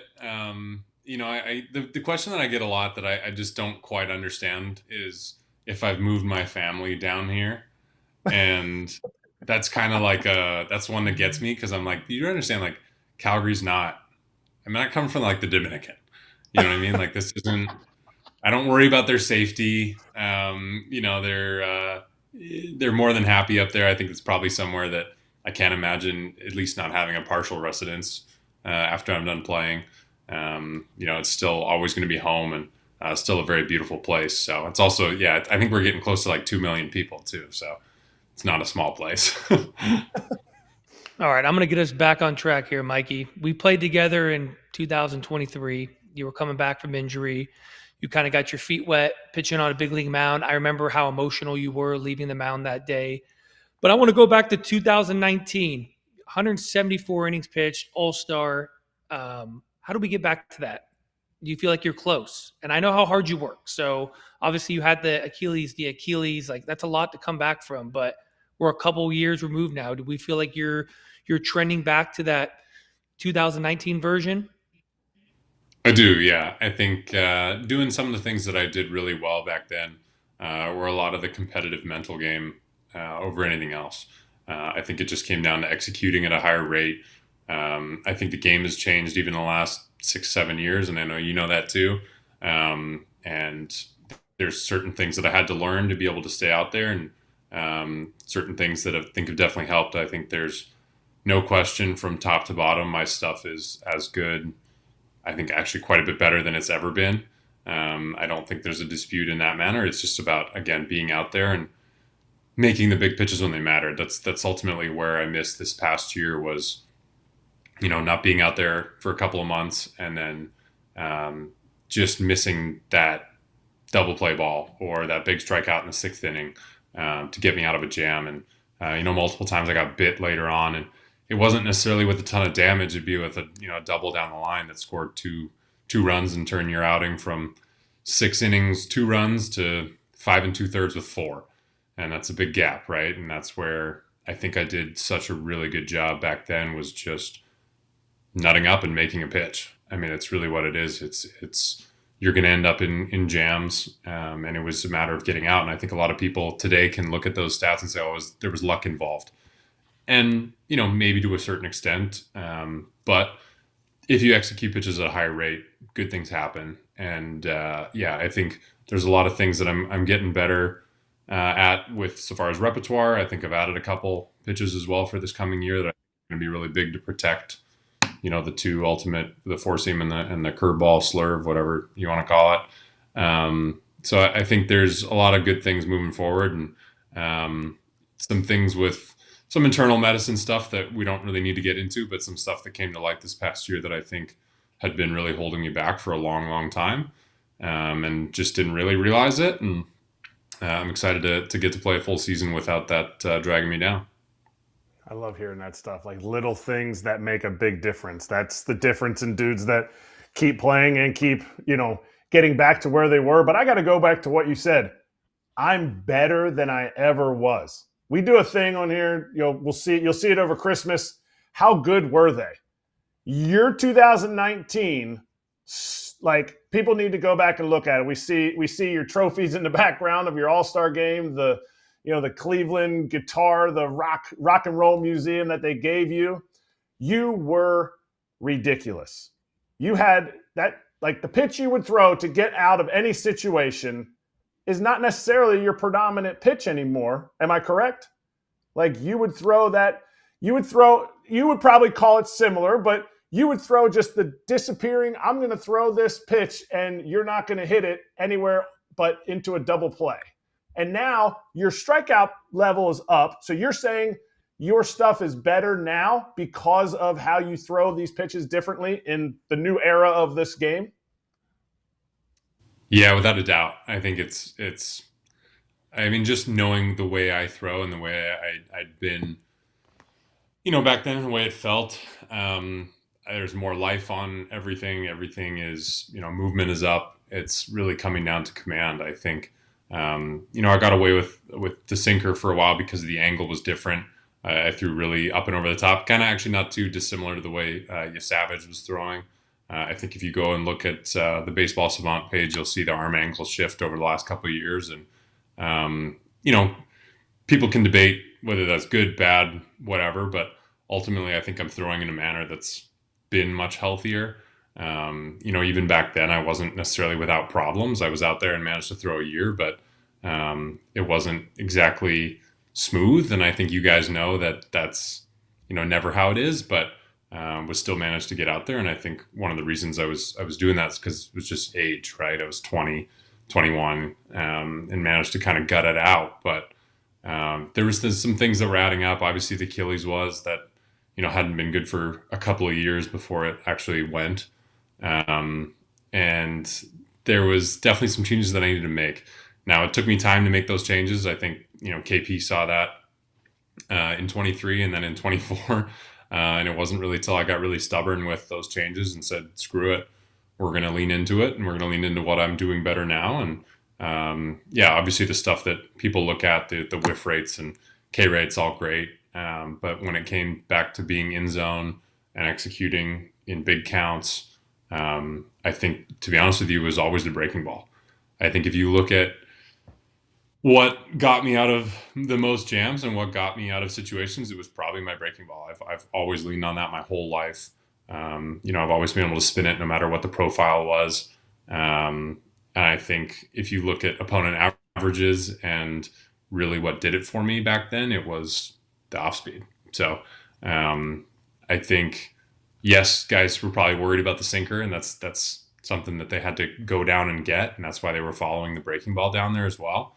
But I think now I'm at the place and have learned from enough people, especially, a couple over the past this past season with Sean Doolittle and Tyler Zombro with the Cubs, all the different things that I'm able to do, and again, add pitches and give different looks. And I think this next year is going to be much more about pitching again, not just learn how to have better stuff, if that makes sense. So we're going to be able to take it and kind of go back to the way that, I was able to just be stubborn and realize that I'm better than whoever's at the plate. And, let's go. Let's try and make the manager's decision really tough in the 7th and 8th inning as opposed to the 5th and 6th. Yeah, you kind of stole my question here, referring to Doolittle and stuff, but I was going to ask you, some of these changes that you made, ultimately you had to make the decision to make them. You can be a little bit stubborn, but I was going to ask you if it was coach driven, was it peer driven from some of the guys that you had played with? And then without kind of going into detail about your internal health, was that something that was maybe encouraged by a player, something you did research on your own? You seeked out a doctor on your own, or was it a conversation with a staff member or maybe even a player that kind of led you down that road? Yeah, I think, first was the delivery. I changed the delivery, and that was ultimately through Bob Kai's in Utah. I did a ton of learning from him. I'm glad I did, because I do think he's one of the best sources around for actually just raw data and what actually happens. There's no opinions involved. It's all just, this is what you're doing. This is what the greats did. You can take what you want with it and move from there, and just kind of learning how to move. But, being stubborn with some of those changes was difficult, and really understanding what they meant. And then this past year, really just finally settling into that and not really having to worry too much about all that anymore, and kind of back to the pitch design. And that's where, I mentioned with Doolittle, we were able to work on some stuff as far as command and sight points go with the fastball. Obviously, he was probably one of the first guys in our new era that was throwing the super ride ball with the low angle, and he was kind of able to help with a lot of that stuff. And Tyler Zombro was able to kind of piggyback on that and give me a good idea of how to, make the ball move in any direction I wanted, really. So, it's all stuff that I think is going to be extremely useful going forward. But the health stuff, I got to a pretty rough place in spring this past year. I was not feeling really good. Kind of felt like I had the flu all the time, and was kind of just stubborn with understanding that something was not right. And so we were able to kind of narrow some things down and do a whole bunch of blood work. And, I went out there at the beginning of the year and kind of felt like a zombie a little bit and was just kind of gutting it out. But by the time things got figured out, and we got everything in the right place, and, found the right doctors to be able to help with treatment.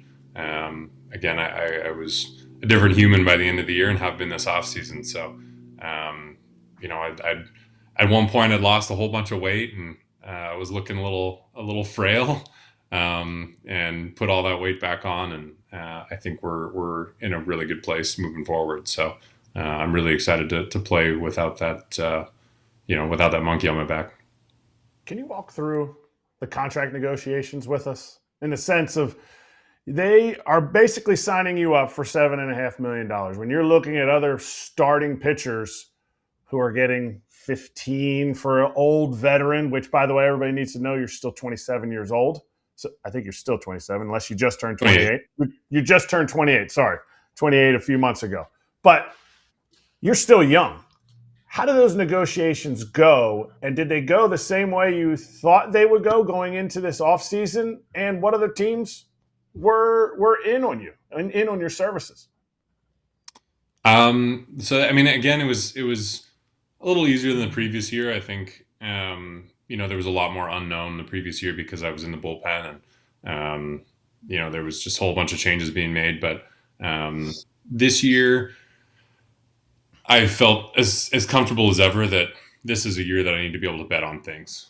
So ultimately, the total dollar didn't necessarily matter when it really came down to it. It was about finding the right situation for me and finding the place that I could really thrive. And I think had we kind of opened it up and said, okay, we're all right being a swing man. I'm okay with the possibility is only being in the rotation if guys really get hurt.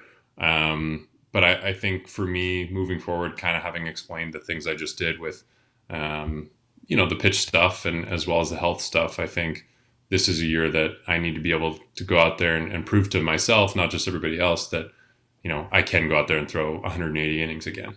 I think that's something that I'm still very capable of. Again, I have age on my side and I'm very lucky for that. But I think this was about getting to the right scenario and not really waiting on it. That's ultimately what we found too, is that I'm comfortable not taking the security, even if it meant, getting another year or two, with a swingman role. Again, this is something that I want to do and I feel very convicted in, and I'm very excited to be given the opportunity to do so. Was there larger contracts available to be a swingman, to be that I want a Swiss Army knife Mike Soroka? I think total value there would have been, obviously. I mean, if you sacrifice another couple of years, but again, being 28, I think you all know that age in free agency is pretty important, and being on the younger side of that gives you a chance for more years if you're able to go out there and show health and success. So I think it's kind of a no-brainer to take a gamble on that a little bit. And, we're at the point where financially it doesn't necessarily make that big of a difference at the rates we were talking. And again, I think where my skill set lies and where it's going to lie is going to be as a starter. And I just needed to kind of figure that out a little bit and get back to the things that we'd already talked about and move forward on the things that I'd learned. So it was out there. It was just kind of, what I wanted. And we discussed this, and I wanted to be out there and again, make a manager's decision really tough come the seventh inning. So it's just where I've always been and where I feel most comfortable. And I'm more than happy to bet on it. You mentioned the number 180 innings. What would it mean to you if you reach that goal of 180 innings for this season, in the sense of where you've been since your 21-year-old season when you were an all-star?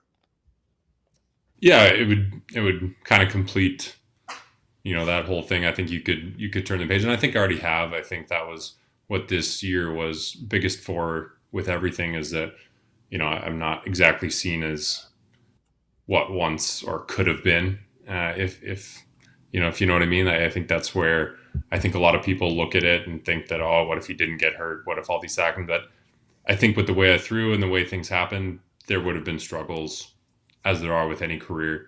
I would have had to figure things out one way or another. It just kind of happened all at once in the spotlight of the big leagues after already having success. So I think I'm learning, and I've got a chance to learn the last 3-4 years what a lot of guys are coming up and learning in college and in the minor leagues. And I just had to kind of do it on the biggest stage. So it's a journey, but I think being able to go out there and throw, again, that full season and not touch the IL and throw in the playoffs would just give me the sense that I always had and the things that I always took pride in, which were being out there. I didn't get hurt. I didn't sniff the IL in the minor leagues. And I think people will say, I was different, but back then it wasn't.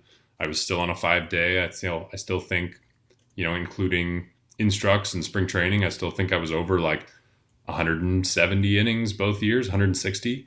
And then got called up in that third season. So that was something that I always thought was never going to be a problem because I worked out. I ate well. I thought I would never get hurt. So coming out the other side of that, and having all the things that I've learned through these past 4 years, really, I think it would feel pretty good to just be able to turn it and not worry about what could have been, and not have to answer questions about that. Hey, how excited are you to share a rotation with Corbin Burnes eventually when he comes back, and a guy like Merrill Kelly? And secondly, remember that time you broke that driver on your back when we were playing golf? I remember it very well. That's one of my favorite moments of my life. Who was it? Was that Money Mike's driver? Or was that like Yeah. a rental driver? I can't remember. I think we were playing. No, I was using his driver because they didn't have a stiff shaft, right? I've got a triple X now, so it's a little tougher to break. But that's one of my favorite moments of my life. And then what about Corbin and Merrill Kelly?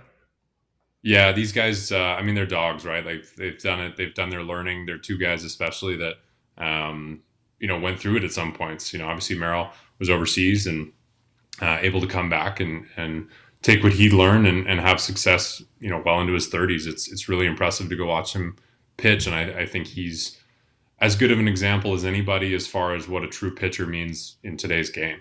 I think people will look at him and think, this stuff isn't that crazy because of what's all out there, but it's really good stuff that's commanded extremely well, and I'm excited to learn from that. And then, obviously Corbin's, hopefully back here at some point around the All-Star break and get a chance to learn from him because, there's one point where, again, he was the best in baseball. So, again, just surrounding yourself with guys like that is always helpful and, brings out the best. And, I'm excited to be able to do that. Knowing all that you know about, how certain guys throw and what the injury could be, you don't know how guys are feeling.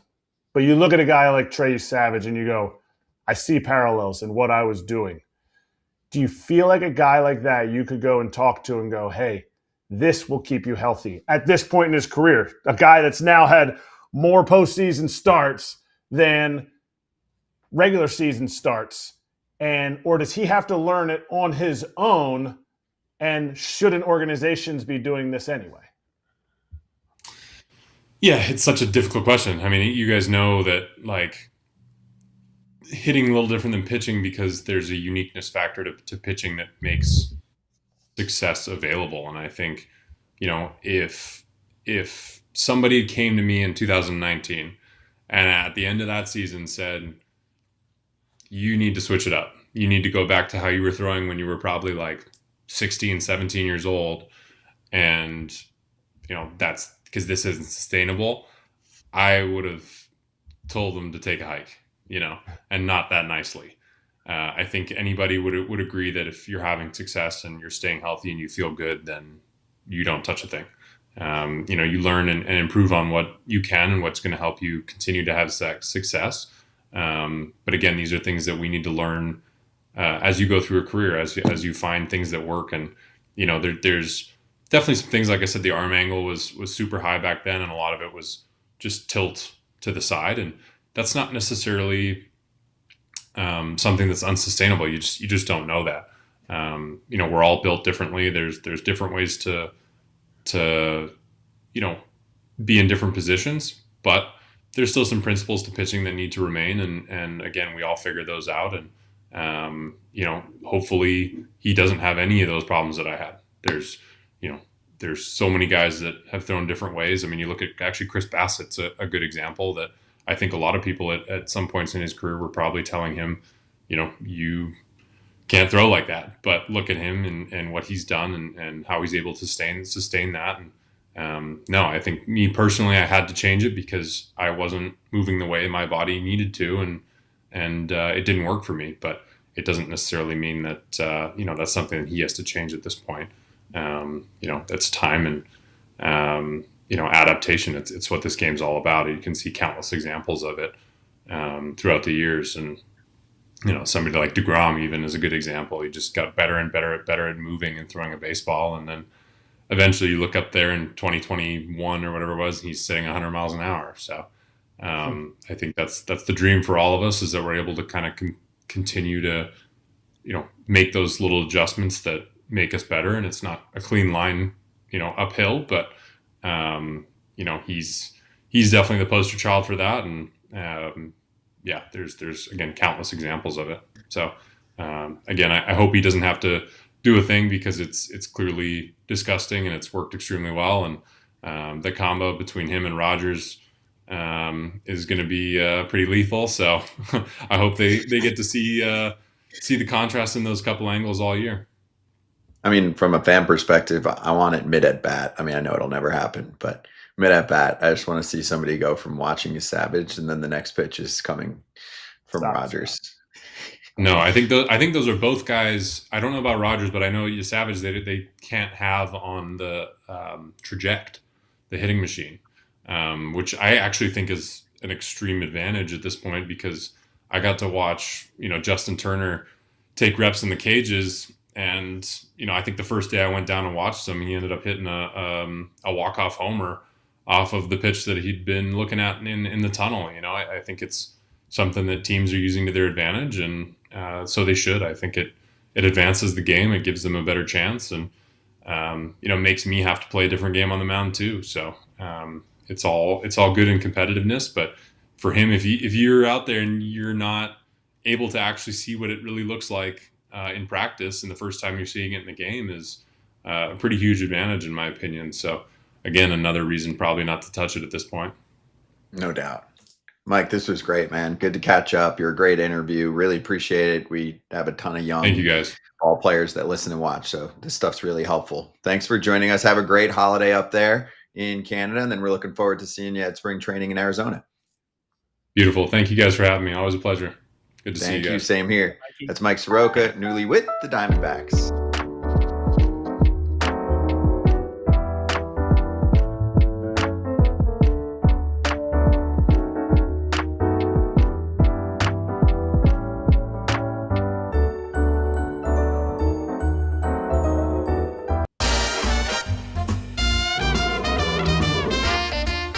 Yo, BetMGM Futures World Series winner. The Mariners are getting 13-1 odds. KP, Kratz is a sucker for anything that's double-digit odds, double-digit to 1, right? So this is essentially 13-1. You can 13x your money if the Mariners win the World Series this upcoming season. This is not a bad place to play. They have the pitching talent. They actually have a top 5 farm system right now. It doesn't always play out that way in the major leagues, but that's certainly a good thing. They brought Naylor back. They tried to bring Polanco back. I think they're going to trade for someone. I hope they get, for their purposes, either Donovan or Ketel Marte. I think that'd be a huge boost for their offense. So this isn't crazy. Hey, a blessing in disguise. When I moved to the state of Texas, I could no longer bet on my app anymore. And it's a good thing, because much like Kratz, I love big returns on my small bets. So I'm all in on this number. I would hammer it, especially before they go and get Brandon Donovan, because I think it brings the number down a little bit. But I love 13xing my money. Mm-hmm. I don't win much. I don't win much, Oh, yeah. But I take the bet, because when it does hit that one time, God, it feels so good. It makes up for a lot of other bets that don't do as well. I'll tell you that. You throw a hundo down on the Mariners. Kratz, we did Phillies yesterday. I like this one better. I mean, I like the number a lot better. I'm getting $300 extra. The Phillies were at plus 1,000. I like that. And the Mariners are at 13-1. And I disagree with you, Scott. You said they have a top 5 minor league system, and that doesn't necessarily equate to wins in the big leagues.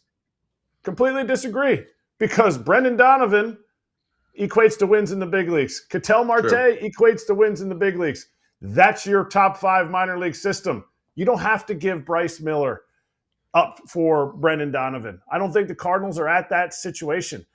Now, if you're going with the Diamondbacks, I think the Diamondbacks still believe their window to win is now, because of where they're at with Corbin Carroll, where they're at with young guys coming up through the system, and they have Corbin Burns. So I think there's a difference in who you trade for, but the minor league system, if it nets Ketel Marte or Brendan Donovan, that is immediate impact, and that number will only go down, because you add a piece like that to a lineup that was starving for offense and got Naylor and Eugenio Suarez, re-signed Naylor for a whole season.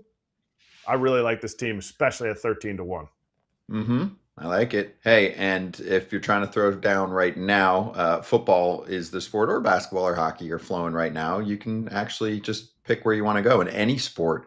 Parlay Boost token, BetMGM players can get one in your account. Add a parlay wager made up entirely of any sport wagers to your bet slip. Activate the token. If you win the wager that was made with the token, you get extra winnings. Gambling problem or concern, call 1-800-GAMBLER.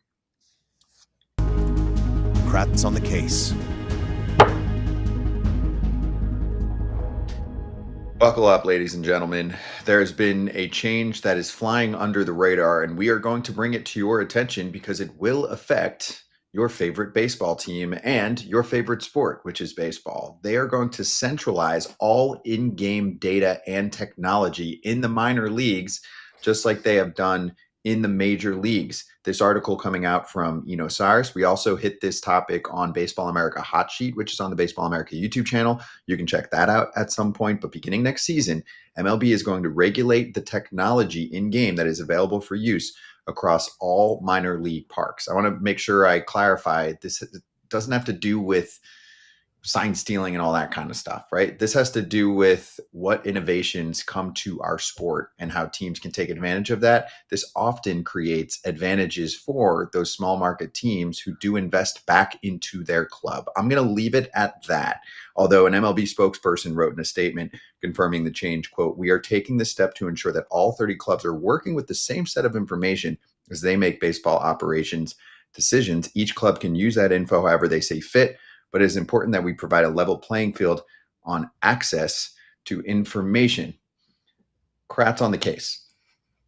Trash statement by that MLB official, because that is not the genesis of this. If the genesis of playing Major League Baseball, which is minor league baseball coming up through the minor leagues, is to make the best players you can possibly make in your minor league system to make your big league teams win.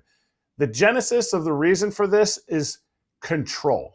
Major League Baseball wants control of, I wonder what players' values are. Well, somebody has Kinetech, somebody has Skinetech, somebody has this tech, somebody has that tech.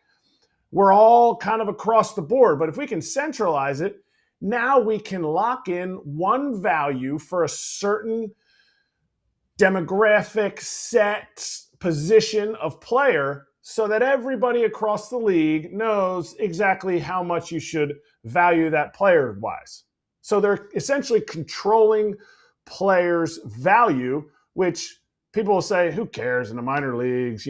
Good minor league players make it to the big leagues. You're right. But there's also a lot of biometrical stuff that people are taking and understanding that value, this guy's really not that great, even though he's in the minor leagues. All of a sudden, no teams are trading for that type of player. All of a sudden, everybody has the same evaluations on everybody, and it's a way that they can control it. I heard this said by a big league vet when I was in the minor leagues. Let your play on the field show what you can do, not the pictures in the MRI scans, not the fact that the organization I was with at the time was giving out wearables like a watch, like a Whoop type of thing, or it was an Apple Watch at that time, and they were giving them to the players. He's like, they're not doing it to make you better. They're doing it to monitor you. They're doing it just like an insurance company says, ooh, you can be a safe driver if you just install this. No, they're going to hike your rates up unless you drive at the exact way that they're going to have for the lowest rates. It's exactly with players. They're doing this to control the player. And you have one career. KP knows this. Every player that's ever played knows this. You have one career. And if a team knows what's going on inside your shoulder, inside your elbow, if a team knows every single day that, your bat lags a little bit behind on this, well, you did hit 330, you did hit 20 homers, but I don't know, your value isn't that much. It's a way to squash the value of players along with other things too. Yeah, I agree with everything you're saying. And I think in addition to that, I hate the fact that they're trying to take away some sort of competitive advantage that some teams have when they do invest into their minor league organizations. As someone much like you, Kratz, at some point in your career, much like myself, when you are an established big leaguer and you have to take a minor league deal, you kind of go down a list of teams where you feel like they have a track record of making guys better. I had to do that after the 2021 season with the Mets. I had to sign a minor league deal. I chose to go with the Dodgers. I could have picked any minor league team to go in, and I probably had a better opportunity to make the big league team with pretty much any other team besides the Dodgers. But I loved the way that they presented their case to me about, look at these list of players that we've had in our minor league systems. These are the things that we offer that not all these other teams offer. We feel like we can maximize you as a player because of the things that we've invested in, the way that we're able to break down the information, the way that we've invested in all these different areas to make you the best version of yourself. I just hate that they're making that a blanket statement, because it is a competitive advantage. Yes, teams want to go out and spend money and buy the best free agents on the market. Teams want to draft and develop the best guys. But there's also another component of it, is when you get these guys into your minor league system, or you get guys that were kind of on the fringe, had a cup of coffee, hadn't really made it, but they see something in it. Much like Mike Soroka was talking about with, certain players or certain things or certain resources that certain teams have that are going to, maximize a player's value. And I really hate that they're making this a blanket statement for all teams. And more importantly, I hate that we ultimately know this is a way of suppressing players' value. If you can put everyone into a certain box, it just makes things that much tougher for players to be an outlier or to kind of navigate their own way or carve their own path. And I hate everything about it. I wish I would have said this first, because some people don't listen to an entire segment. But if you want to hear one thing, listen to this. KP brought up the Dodgers, and people will be like, oh, great, Dodgers are spending more than everybody else. Here is where the Milwaukee Brewers, the Cleveland Guardians, when I played for them, they were the Indians, the Pittsburgh Pirates. I know people will say, oh, the Pirates, you're going to bag on the Pirates. All these teams invested in tech that gave them an advantage because of how they used it. Now, the Pirates didn't use it as well. The Guardians and the Brewers used it so well. A piece of tech. I'll tell you about one system that costs $250,000 for an organization. $250,000 for an organization, that could be a steep price. Now, all of a sudden, if you can implement that in your minor leagues, you create one big league player. Obviously, these players are going to happen, not no matter what, but let's say this system helps one big league player. You pay a big league player the minimum, $720,000. That system paid for itself. To me, for Major League Baseball to say we want an even playing field is trash. And it is definitely something that they want to push their own agenda on, because if they really looked into it, teams like the Guardians, teams like the Brewers, they're okay spending that much because they see the value in the things on the fringes, because they're not going to go out and get the $20 million player. They're not going to go out and get the long-term extension for 3 guys on their roster. The Guardians, this is not tech, but the Guardians said, you know what? We're going to hire a full-time chef. That full-time chef is going to be down in Goodyear at their facility, their big league spring training and their minor league spring training facility. And he's going to teach guys how to eat healthy, he's going to take them out to the grocery store to buy the products that they're going to buy to cook to help them reduce inflammation, sleep better, recover better, all those things. What is that investment? $200,000 at the max when you're talking about hiring a full-time professional chef to teach these guys. It's like the difference in giving a man a fish or teaching a man how to fish. Which one feeds him for a lifetime? That's where I think Major League Baseball is sadly mistaken. If they want us to believe the fact that, we're making this an even playing field, save it. If the teams aren't doing this little extra stuff, good riddance. will see you at fourth place in your division every single year. On Baseball America, we talked about how this is very helpful for college programs. They're not going to have this regulated in the college scene. You're going to have more and more players go to college baseball, which might be what MLB wants. It creates a free minor league system for them. So that is part of this. That does enhance the college baseball world. Just small side joke I have to throw in there before I get back on the serious side. Are we going to regulate air conditioning too? Like, I mean, while we're at it, right? Everybody should have AC, and the guy who's working on that at all times. Is just funny how we're pointing to something that some teams clearly invest in, and it helps their players directly. And it's not something that is just linear with the big market teams, right? The Angels spend more money than many teams on player payroll, yet they have been known to not spend on things like this, hence the air conditioning joke. But it's not just that. The Rockies have been known for this for a long time. Shocker, the Rockies have been in the Stone Age, and now they're bringing people in to try and fix that. So this is where the conversations happen. And there's a business component to this too. If you want to add to the conspiracy theory that has some good insight behind it and research, when a tech company or data company now presents, it's going to be presenting for the entire league, right? It's like state-run TV kind of situation. You can choose your political pathway to come up with a comp. I'll let you do that on your own, but you present it. Most likely, if one of those companies wants to give a great deal to the league and give them equity and all of that, they will win out, even if they're not the best. And so instead of going to an individual team and creating more of a free marketplace and essentially capitalism, you are doing what? Socialism, communism, whatever you want to call it, right? That is the direction that you're going here. And sometimes, sure, you want to make a case that it works fine for a sport, okay. But in this particular case, it just hurts innovation in our sport. It's ridiculous. Anyone with a last thought on this?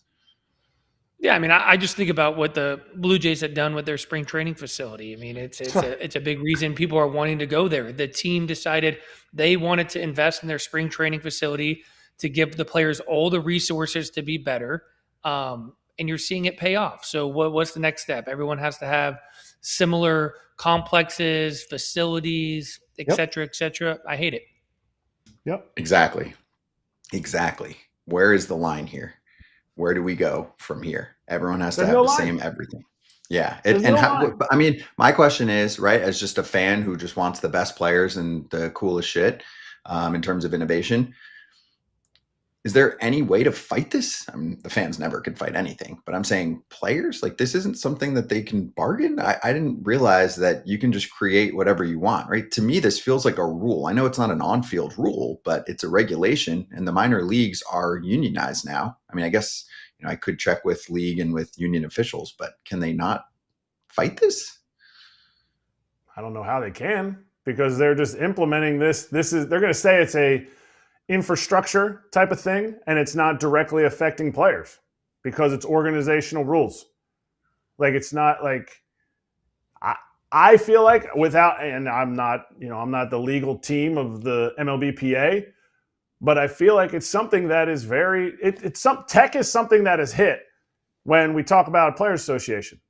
Hey, make sure whatever tech you're using, you say, yes, I know what this is and I want to use it. Like, it's not like there's no mandatory tech. The issue is Major League Baseball doesn't care, because they know every single one of these players right now is going to be gone, and every single team is still going to be around.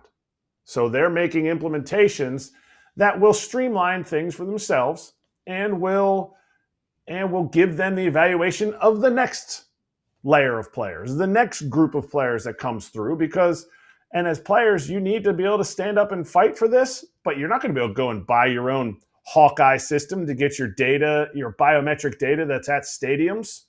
Like, there's just a lot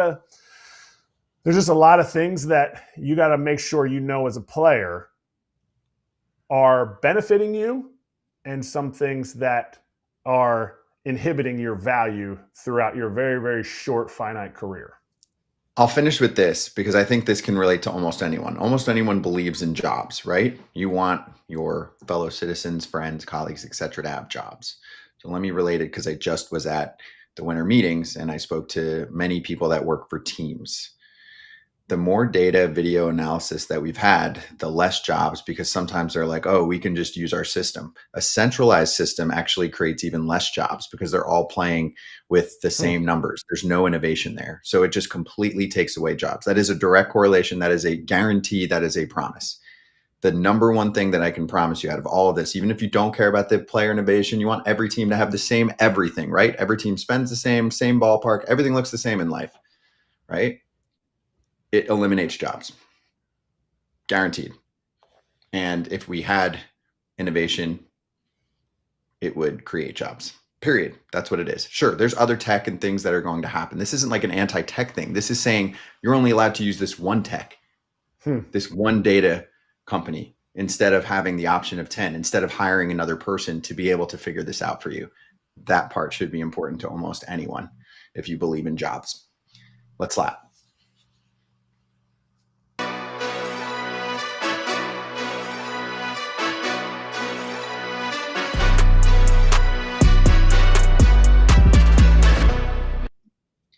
All right, two things on our way out. One, Kratz Hatz, and then I promise everyone should stick around for an extra minute after that for an Edwin Diaz quote.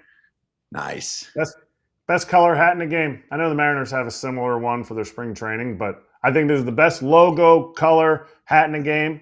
Had to wear it for Mikey coming on the show, who was one of my favorite interviews in the last few weeks. Soroka's great. He's so well-spoken. And then lastly, do we have the tweet? There's a bunch of quote action coming out of Edwin Diaz and his comments on how things went down with negotiations with the Mets.